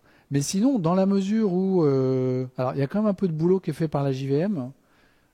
Cette histoire de copie de thread de la stack, enfin, copie de stack vers la heap, ça, c'est la JVM qui le fait. Le garbage collector qui fait des trucs en plus, ça, ils s'en fichent parce que dans Graal, il n'y a quasiment pas de garbage collector. Enfin, c'est pas fait pour ça. Ils ont un garbage collector qui est super simplifié. Donc ça, à mon avis, ils doivent s'en ficher un peu. Et tout le reste, en fait, c'est de l'API Java. Donc je vois pas pourquoi. Il y a peut-être des trucs qui m'échappent et qui feraient que ce serait compliqué de supporter ça avec Graal. Mais tout le reste, c'est du Java. Donc, a priori, ça devrait fonctionner. Si tant est qu'ils peuvent supporter cette histoire de VM qui copie la stack dans l'heap. Et qui se fiche effectivement du fait que le garbage collector, il faut le modifier aussi. C'est les 2 points de vue éventuellement qu'il peut avoir à faire. Est-ce que vous avez d'autres questions? Non? C'est bon? Ça te suffit, Lilian? On en reste là? J'ai déjà un petit peu dépassé. Je voudrais juste... J'ai des bouts de code à vous montrer. Donc ça, c'est le Completable Future. OK? Ça, c'est le Completable Future. Ça, c'est Loom. Voilà. Et les autres morceaux de code que je vous ai montrés, ils sont à peine plus compliqués que ça. Le code asynchrone, entre guillemets, qu'on écrit avec les patterns offerts par la programmation concurrente structurée, sont, à mon avis, beaucoup plus puissants que ceux de la programmation asynchrone, et surtout beaucoup, beaucoup plus clairs. Et ça, c'est quand même une vachement bonne nouvelle. Voilà. Bah, écoutez, je vous remercie pour votre attention. Et puis, je suggère d'en rester là, parce que j'ai déjà dépassé 17 minutes. Donc, je vais pas battre le record de Rémi, qui doit être bien au-delà de ça. Oui, absolument, je ne vais pas m'enfuir comme ça. Ouais. Ah oui, la troisième partie. La troisième partie, c'est un nouveau modèle pour poser des variables en thread local. Vous savez ce que c'est que les variables en thread local? Ok. Donc l'idée, c'est de se dire, alors thread local, ça continue à marcher avec Loom. Hein. Vous faites des threads locales sur des threads virtuels, ça fonctionne. Mais l'idée, c'est de se dire, on va arrêter de faire des trucs comme ça, attacher un thread, on va plutôt les attacher à des espèces de contextes globaux, parce que ça reste des variables globales, hein, ces trucs-là. Déjà, des variables globales, c'est un anti-pattern. Hein. Je suis désolé, mais moi, on m'a appris ça, je faisais du C pendant mes cours de C il y a quelques années, et c'était pas ici d'ailleurs, quoique, si un peu. Voilà. C'est des variables globales. Donc déjà, bon, mais tout le monde fait les threads locales, donc il faut bien supporter ça. Donc les threads locaux sont supportés par Loom, mais il y a un nouveau modèle qui s'appelle Extant Local, qui permet de faire des threads locaux implémentés différemment et avec une syntaxe qui est différente. Voilà. Et qui n'attache plus cette variable-là à un thread, parce que cette notion de thread, étant donné que les threads, on passe son temps à maintenant à les créer, à les supprimer, attacher quelque chose à un thread, ça paraît quand même un peu futile. Donc l'idée, c'est de l'attacher à un autre type de contexte et de pouvoir récupérer des variables globales quand on est dans des threads, enfin avoir des variables de contexte quand on est dans des threads et qui restent valides quand on passe d'un thread à l'autre. En fait, l'idée, c'est de se dire, je vais lancer une tâche dans un certain contexte et cette tâche va avoir accès aux variables définies sur ce contexte, quel que soit le thread qui exécute cette tâche. Donc en fait, le thread local devient indépendant du thread. Et c'est pour ça que ça s'appelle Extant Local. Tu regardes les vidéos, tu tapes Jep Café sur YouTube, il y a un Jep Café où je montre comment ça fonctionne. Voilà, avec la syntaxe. Ça, c'est pour Java, normalement Java 20, parce que c'est en candidat, donc si c'est accepté, ce sera du Java 20. Voilà. C'était la dernière question. Je vous souhaite une bonne fin de soirée à toutes et à tous.